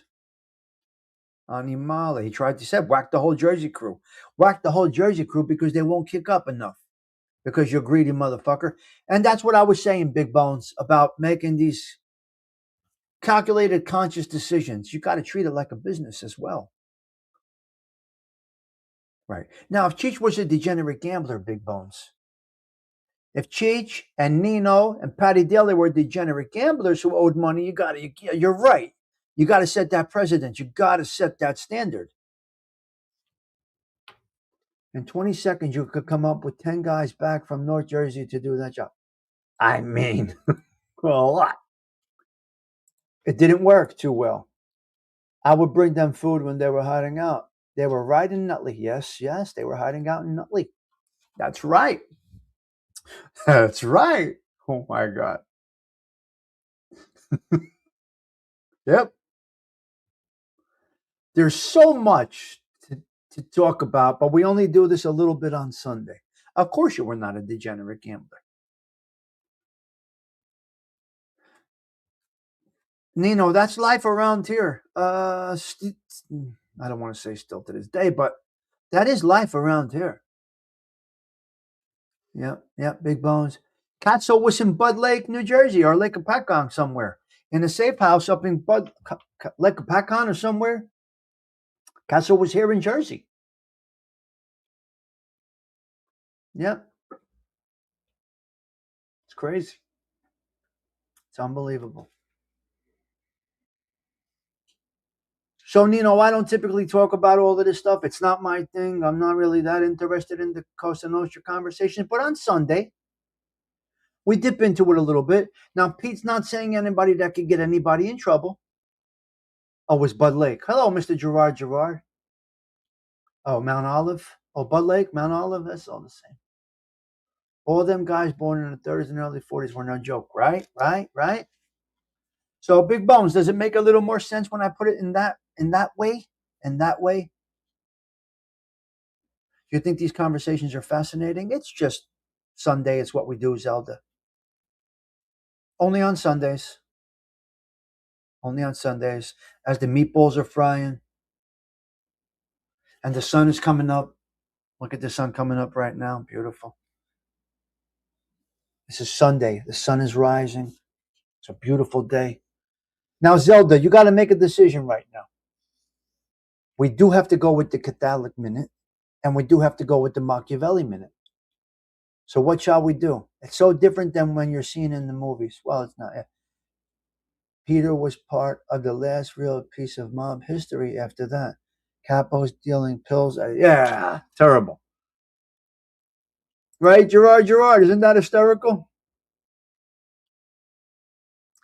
Well, mafia, the true term, is not demonic. Yeah, more of the rest of it, there's so much. And the thing is, Big Bones, people have this tunnel vision. Yeah. Catholic first? Okay. Yes. Now, Paul had to go, but Gotti went against the rules. But Don Carlo went against the rules because Don Carlo was no better than John Gotti. He took out Anastasia. See, people lose this piece of history that Don Carlo took out Anastasia. And Don Carlo's first cousin was Paul Castellano. So he put Paul Castellano in. Was Paul Castellano deserving of that position? Some say yes, some say no. Okay, Patty Daly, start that bone. Some say Paul was worthy of the position. Some say Paul was not worthy of the position. You see, the reason Paul Castellano got the position is because he was a Sicilian. And Don Carlo, as well as Joe Bonanno, they viewed the John Gottis of the world as snakes and sneaks. Yes, they do have hundreds of millions of dollars. His family has generational wealth right now. But Don Carlo did a mortal sin within the Cosa Nostra. He took out his boss. He took out Anastasia. What are you talking about, guys? Anastasia was not a Sicilian. Paul married his first cousin. These people are crazy. Paul married his first cousin. They were so strict on no outsiders. He would not give it to Mr. Neal. Neil was not a Sicilian. I think Neil was Calabrese. I'm not sure. I think it was Calabrese or Napolitan. No, was I think Mr. Gotti was Napolitan. I think John Gotti was Napolitan and Mr. Neil was Calabrese. I'm not sure. They weren't Sicilians. So Big Paul gets put in because Don Carlo wants Sicilian in there. That Big Paul paid his dues over the years. Not many people know this, but Big Paul paid his dues over the years. He was a violent young man. A violent young man. He was at Appalachian representing. Gotti was Napolitan. Thank you, Midnight Moses. I appreciate you adding. Yeah, so I stand corrected if I was wrong. So Napolitan, okay. And I believe Mr. Neil was Calabrese, if I'm not mistaken. I could be wrong. Yeah. Midnight, thank you for that comment. I don't think you've ever been in here before. If you have, forgive my ignorance. If you have not, greetings. Welcome. Well, thank you for adding that comment. Thank you for clarifying for me. Yeah. Yeah, I think so. Brian Kavorsi, yeah, that's what I think happened. Big Paul went away as a kid for the family. Big Paul took contempt of court. 18 months, I believe. He wouldn't say a word. Big Paul got pinched at Appalachian. He was there with Carlo Gambino, his cousin. He said not even 2 words. He didn't even give his name. He took the pinch. And he was a violent young man, Big Paul. He was out of touch later on in life, I guess you can say. Oh, first time here. Thank you. I appreciate it. Hit that subscribe button if you like. I don't do subscribers only, all of that bullshit. So if you like what you see over here, I only do this type of talk on Sundays, Midnight Moses. Good morning, midnight, Brian says. This is only Sunday conversations. I only do this on Sunday. We're going to go into a little Machiavelli minute and a Catholic minute. That's what we do over here. I'm glad you're here. Well, welcome. And you did add something very good. Yeah, the idea of Big Paul was a businessman and didn't know the streets. That's not true. Oh, you're in the UK. Tommy, your brain is working really well. I can't believe you remember all of this. Zelda, it's unbelievable what this twisted, demented mind, this ADHD brain can... Okay, Big Bone sending out 5 today. Let's see who gets it, buddy. Let's see who gets it. I'm way back in the chat. We got Seymour. We got Peaklandville, Thunderhead, your favorite girl, GM, and Seymour Skaggs. Beautiful. Thank you, Big Bones. Appreciate that. That's beautiful. That is beautiful. Has been posted. All right. My easy pass has been posted. Thank you, Big Bones. Yes, that's ignorant to think that about Paul. Paul had a few bodies. Was never convicted of it. We got a pretty cool crowd here, Midnight Moses. A very respectful group. Yeah. This was a big part of our lives. It's hard to forget. Yeah. Yeah, well, it was around us. We saw it moving and shaking every day. So remember, an area like Belleville, Newark is so concentrated. It's so concentrated. Zelda, good morning from Big Bones. We live in such a concentrated area. It's crazy. What does Detroit City say? 41 made guys in Belleville, New Jersey? Patterson. Different crews working under different things there. Totally 2 different crews. North Newark, they work together. But Gatto was more Patterson, right, Pete? If I remember correctly, that area. And Andy Gerard was Belleville and Newark, I think. We're cleaning wise guys' cars at 10. We got members from the UK and Europe. God bless. Yes. Hey, thanks, Gerard. Pleased to meet you. That is beautiful. That's what the show is all about, Midnight Moses. You're welcome here. Heading out to watch my son's first college football scrimmage. Where's the game at, Sorcelli? Where's the game? Where you at? Oh, you only know these names from your cousins? Are you surprised we got all these names over here? Only on Sunday, Nino. Only on Sunday, cuz. Ah, nice. Right there. Not far. Very good, Sorcelli. Very good. Scrimmage game, huh? What position? What position is your son playing, Sorcelli? For TCNJ, I absolutely love it. My son wrestled for TCNJ. Wow. My son wrestled for TCNJ. Unbelievable. Yeah. Midnight. Welcome to the show, Pete Rizzo says. Did you find us through a recommendation, Midnight? I'm curious. Beautiful. Fairleigh Dickinson University, Gerard. I'm Gerard. FDU is Fairleigh Dickinson University here in North Jersey.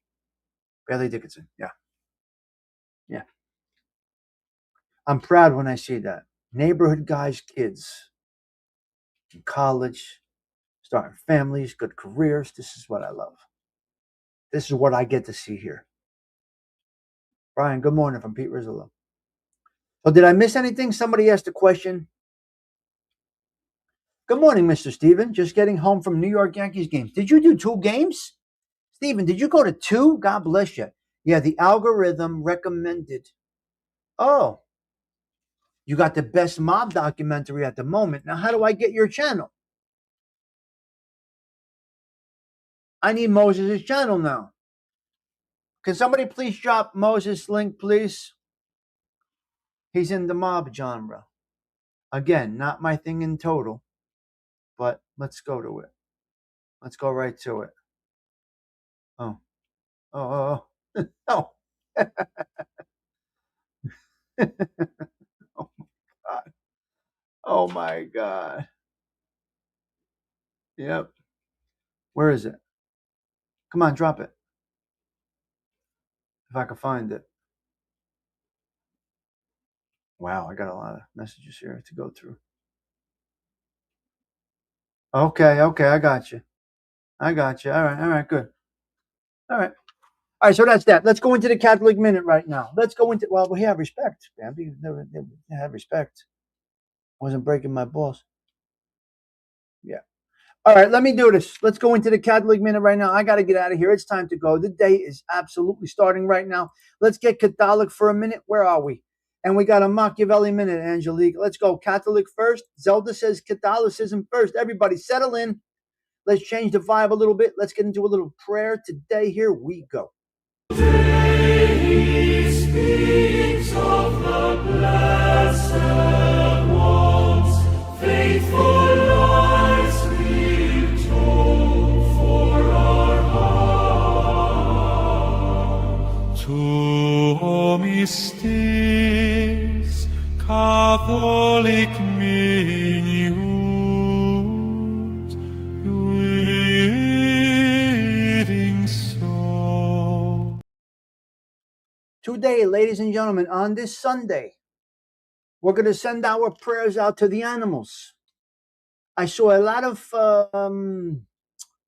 abandoned animals lately in Belleville, New Jersey, and Newark, New Jersey. So I want to send out the prayers go out today to the pets in the YouTube world, and we're gonna go with Otis, cousin Michelle's puppy over there. We're gonna go with my dear Nico.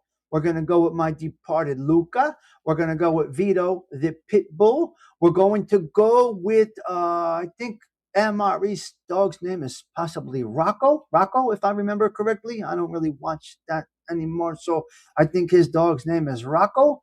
Who else do we have? Patty Daly's departed dog and the new puppy in her life.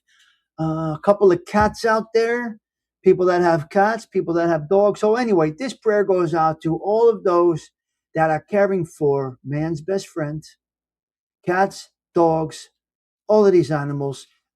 Shelby, we're going to go with Shelby. We'll go with all of these dogs, okay? So, Hail Mary, full of grace, the Lord is with thee. Blessed art thou amongst women, and blessed is the fruit of thy womb, Jesus. Holy Mary, Mother of God, pray for us sinners now and at the hour of our death. Amen. These prayers go out to the dogs this morning, okay? That's just the way I felt today. I just felt this vibe. They're so important to people's lives, And it's a devastating thing when you lose your pet, your dog, your cat, your bird, your fish, this and that and the other thing. All right? Bermuda has a, yes. Okay, well, we pray for these cats out there, right? Any of you guys that have cats and dogs, this is for you, all right? That prayer is for you. Now, let's see what we do have today. Oh, we're going over to St. Rose of Lima. We're going over to St. Rose. On August 23rd, the Catholic Church celebrates the optional memorial of St. Rose of Lima, the first canonized saint of the Americas. About St. Rose of Lima, born in Lima, Peru in 1586. Wow.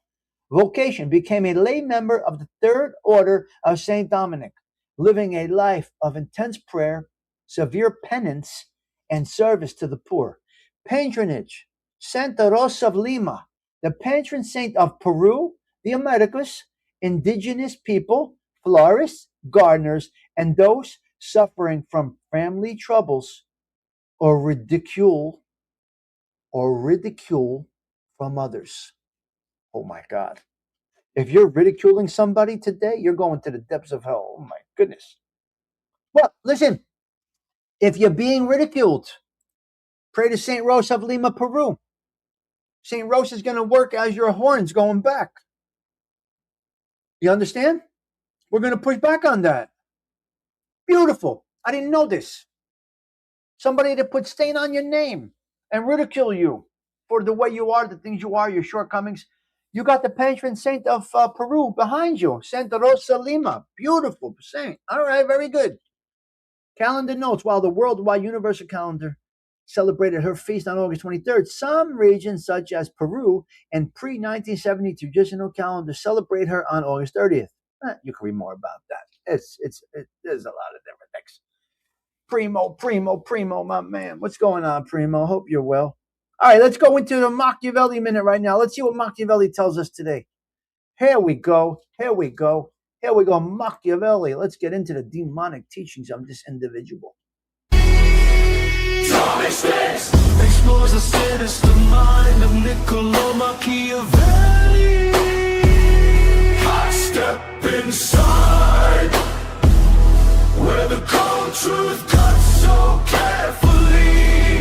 Tommy Stigs explores the sinister mind of Niccolo Machiavelli.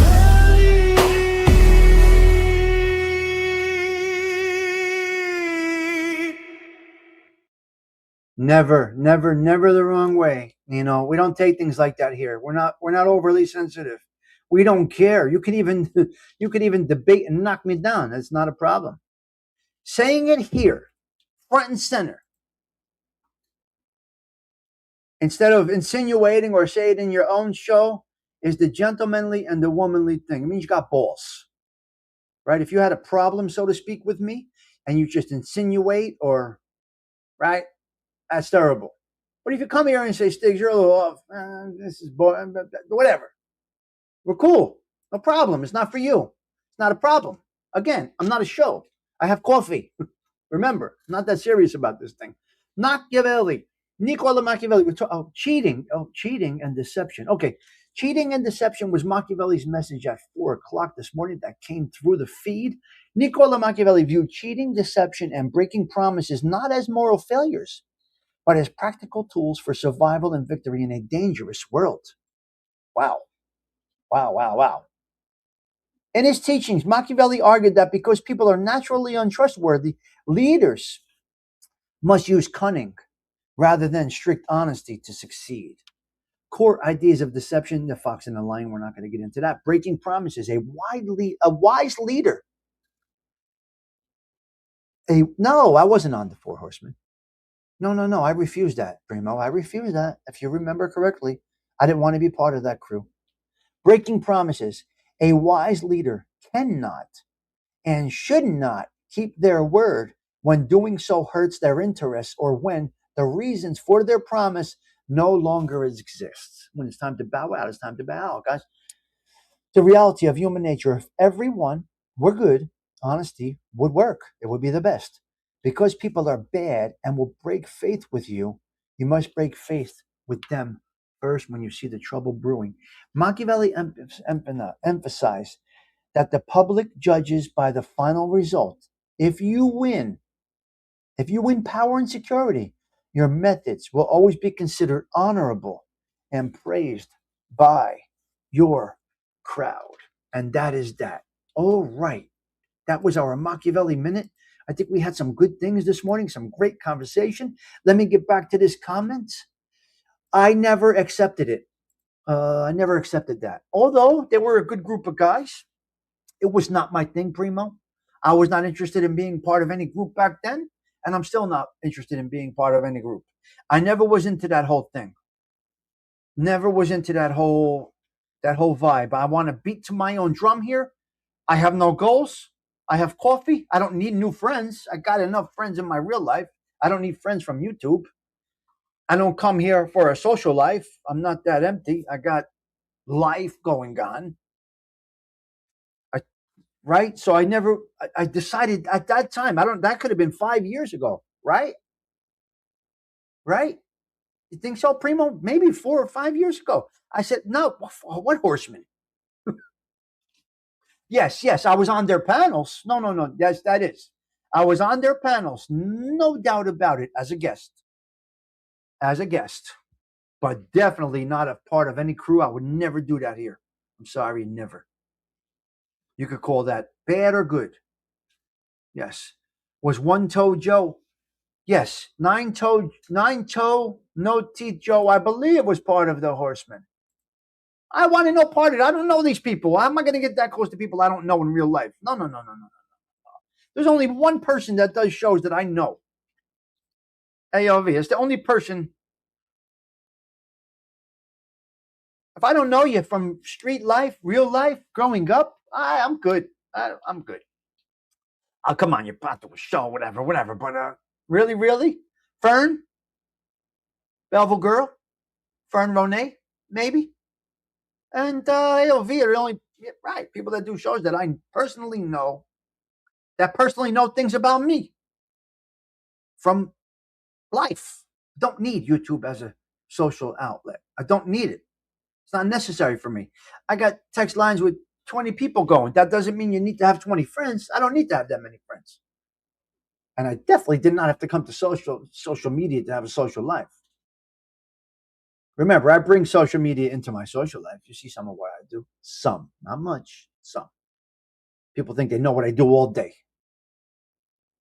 Like I said, lately I just shut off YouTube when I'm done.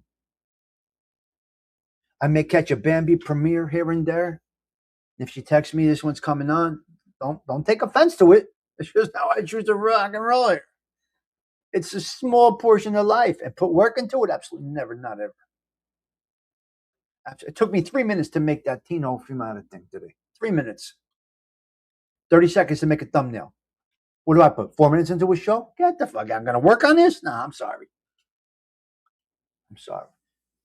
Now they're going to really make you feel important. They're giving you free views now. Now they're going to really make these people think they're good, as well as me.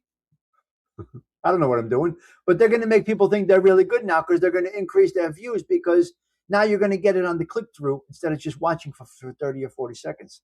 Stigs, remember years back when I was still on Facebook, you would get on early in the morning and basically do something that was the predecessor to Coffee Talk. Absolutely. Mark, I'm doing this social media how many years? Bambi, when did Facebook come out? Does anybody know? People come, they go. I have very minimal notifications. I don't believe in notifications, Bambi. I'm done with the notification thing. I don't believe in it. I turned my brain around on the notification thing. So Mark Avizino, yes. And I was on my first podcast with Carlo, the Wise Guys show. I was on the Wise Guys podcast with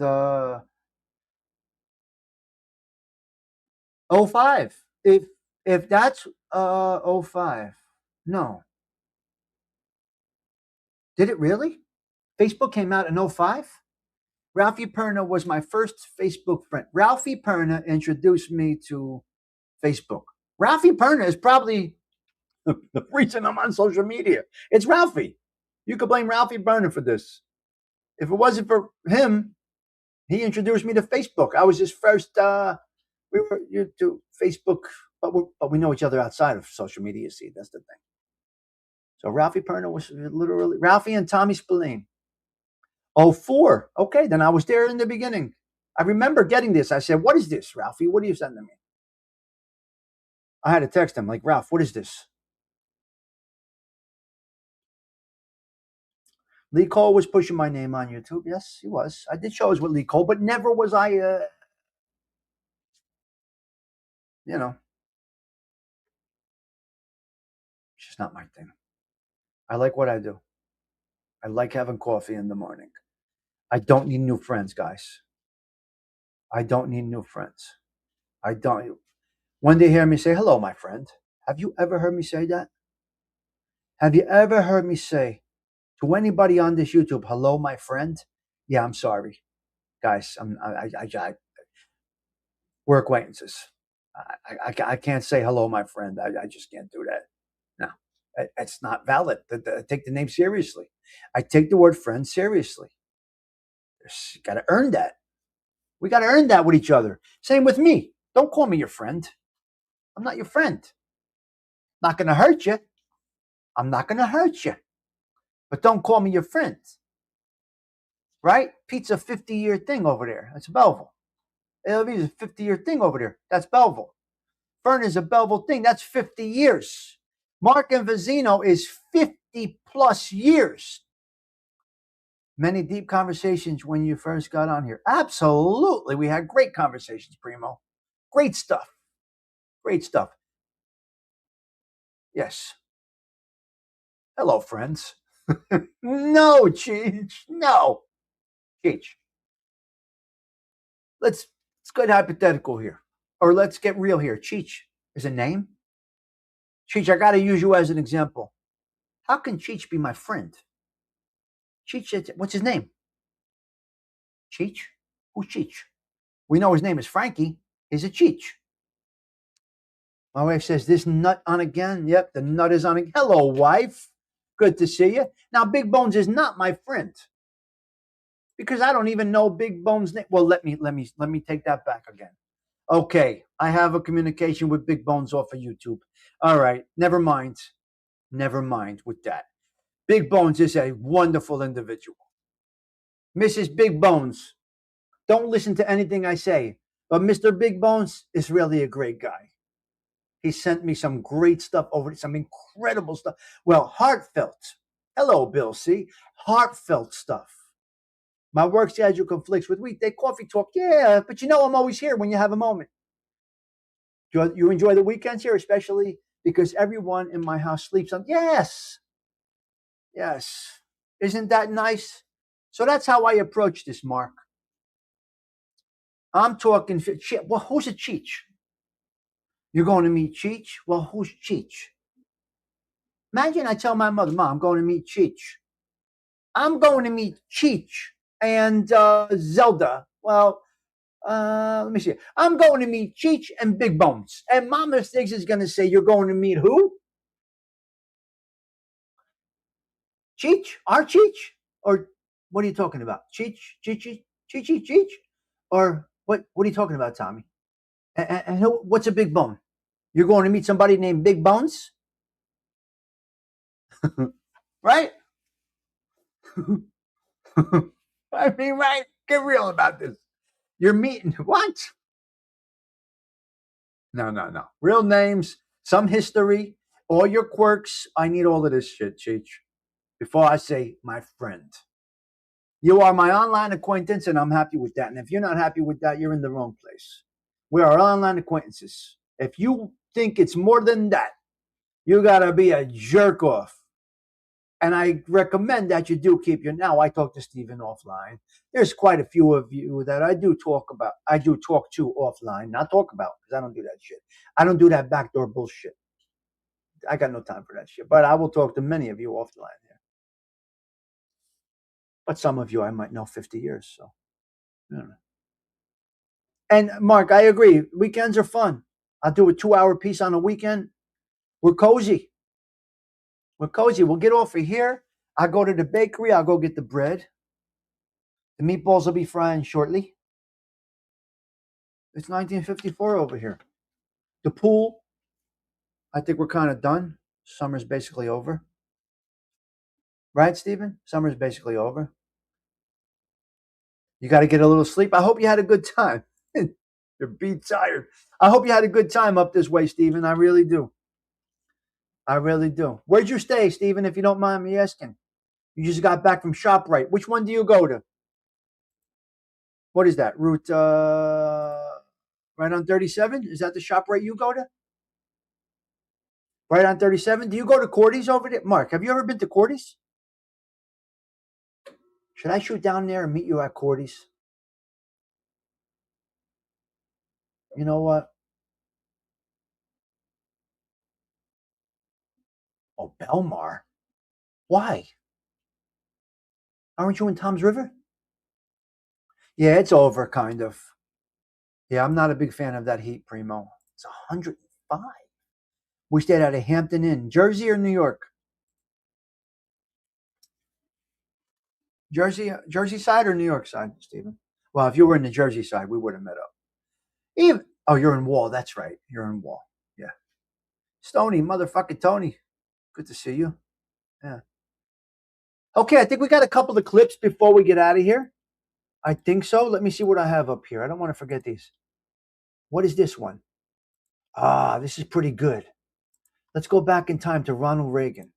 I don't know if this is going to play, though, guys. Let's see what Ronnie has to say. Tried to portray themselves as sharing the same fundamental values of our party. But they truly don't understand the principles so eloquently stated by Abraham Lincoln. Quote, "You cannot strengthen the weak by weakening the strong. You cannot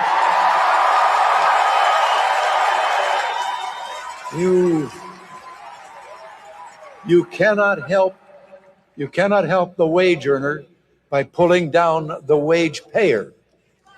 You cannot help the poor by destroying the rich.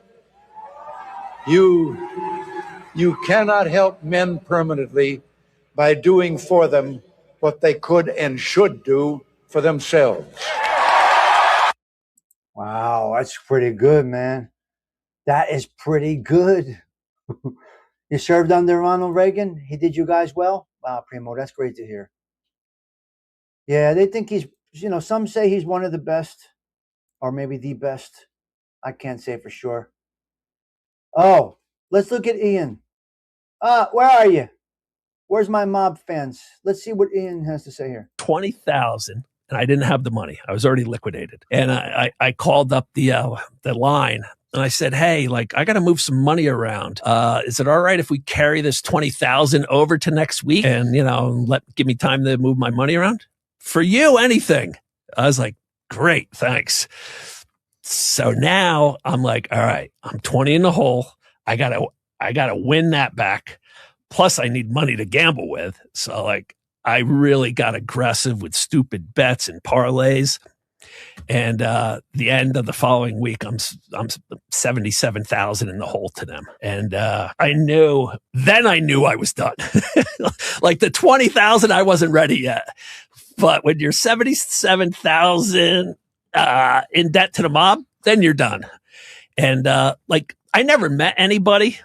I would drop my money off to the bar owner and I would pick up, there was 1 week where I won 34,000, and I went there and the bar owner had 34,000 for me. I was like, yeah, cool. These guys are legit and they pay. So I never met anybody. And I just called up the number. I'm like, "Hey bro, I got a problem." And he's like, "Yeah, what's up?" I said, "I'm tapped out. I got no money. And I need to figure out how we can work this out." And the guy just he just sort of was like, "Oh boy, bro." He's like, "This isn't my department. I'm just going to say good luck and make sure you answer your cell phone when they call you." I was like, "All right." and then it was off to the races, Ian, with you piece of I don't know if you can swear on your show, just cursing me out. I don't want to get you demonetized. No, you're good. So it was just, you MFer, you piece of crap, you piece of garbage. What they were really big on, they were big on two things. All right, three things. Go to family. You got to go to a family member because your life's in danger. You got to go to friends. Like your friends, you know, they got to bail you out because, you know, you're going to end up getting killed over this. And the big one was, though, like, you got to go rob a bank. Dude, you got to rob a bank. Wow. Well, you know, shame on the office. I got to blame. Listen. Here's the problem with a guy like that. Are we still going live? Are we blocked over here? Here's how I feel about this. This is a problem. He hit for 37,000. He hit for he hit money. His money was there at the bar every week. When he won, now you lose. That's where bookmakers get aggravated with people like this. It was real once upon a time, Primo. Or getting hurt at the very least. That's gone. That doesn't happen that much anymore. Threats happen, but typical violence has kind of gone by the wayside. But those are the guys that you want to hit with a fucking bat. That hit you for 30,000 last week and can't pay you 20 the next week because they're dirty motherfuckers. These are the degenerates that you are dealing with in the gambling world. They are degenerate gamblers. You know what I mean? That's 77,000 and I don't have $1. Now, some people get conflicted on how this all works, Mark. There's a difference in collecting when it's gambling money and loan shark money. Gambling money, you gambled with air. Unless you took money from them, 5,000, 10,000, 15,000, 20,000 from your bookie. And then you lose for 10,000 and you don't have it. Now you are a dirt. You took their money. Now, a loan shark, you physically took the money out of somebody's hands knowing full well you're taking the money physically, Big Bones, taking it. And now your motherfucking, this guy that gave you the money, you were down and out. He put the lights back on for you. That's why loan sharking is so lucrative, because on $1,000, you could pay only $30 a week on the right loan shark, 3% a week. You could pay $50 a week. But it all leads to trouble. There's nothing ever good about it. So that's where we're at. All right, guys. I think we're going to wrap it up. Let me see if I got anything I want to touch on here. Let me see if there's anything I want to touch on over here. Nah, I don't think so. I think we touched on everything. What am I going to do with all this great information I'm learning? What are you going to do with it? I don't know.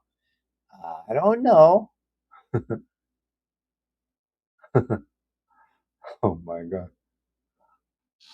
Yeah, we're going to get out of here. We're going to wrap this up. We did a 2-hour piece, guys. As we do every Sunday, we go out with Speak Softly. Speak Softly Love. So it is the 235th. So let's do some math right now. 235 plus 365 equals today, ladies and gentlemen, our 600th consecutive coffee talks today. Wow. All right, we're going to go out with our Salvador Collins, Speak Softly. We do this every Sunday. We do this one every Sunday. We're going to do it right now. Here we go. Take us out, Sarah. Guys, listen. I will see you guys tomorrow morning for Coffee Talk. I have no idea what tomorrow's spotlight is, but be that as it may, the center of this channel is Coffee Talk. That is it. Nothing more, nothing less. All these topics are just fill-ins for hanging out. All we're doing is hanging out, starting the day in a positive way. No hate, no criticisms, nothing evil towards anybody, no bad wishes. All we do is wish people well. So today, the prayers were for all the puppies and the pets out there. Shelby, Otis, Vito, what did Patty Daly name her new dog? Patty Daly's new dog. And all of these puppies that are out there. I got to go. Have a blessed day. Ciao. For now.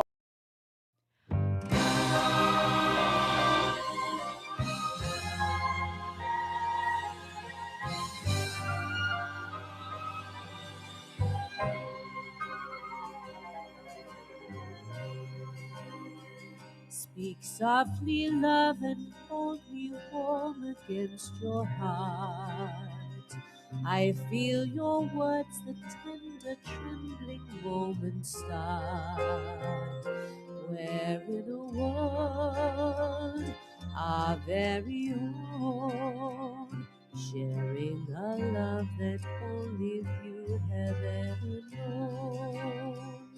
Wine-colored days warmed by the sun, deep velvet nights when we are one. Speak softly, love, so no one hears us but the sky. The vows of love we make will live until we die. My life is yours, and all because came into my world with love so softly loved.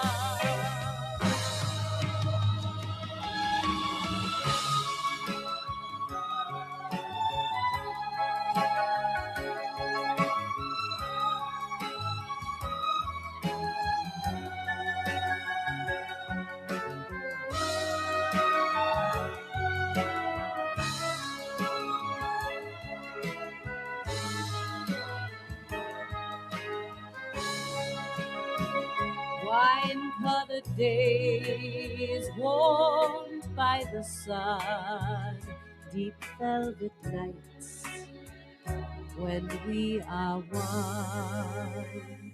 Speak softly, love, so no one hears us but the sky. The vows of love we make will live until we die. My life is yours, and all because you came into my world with love so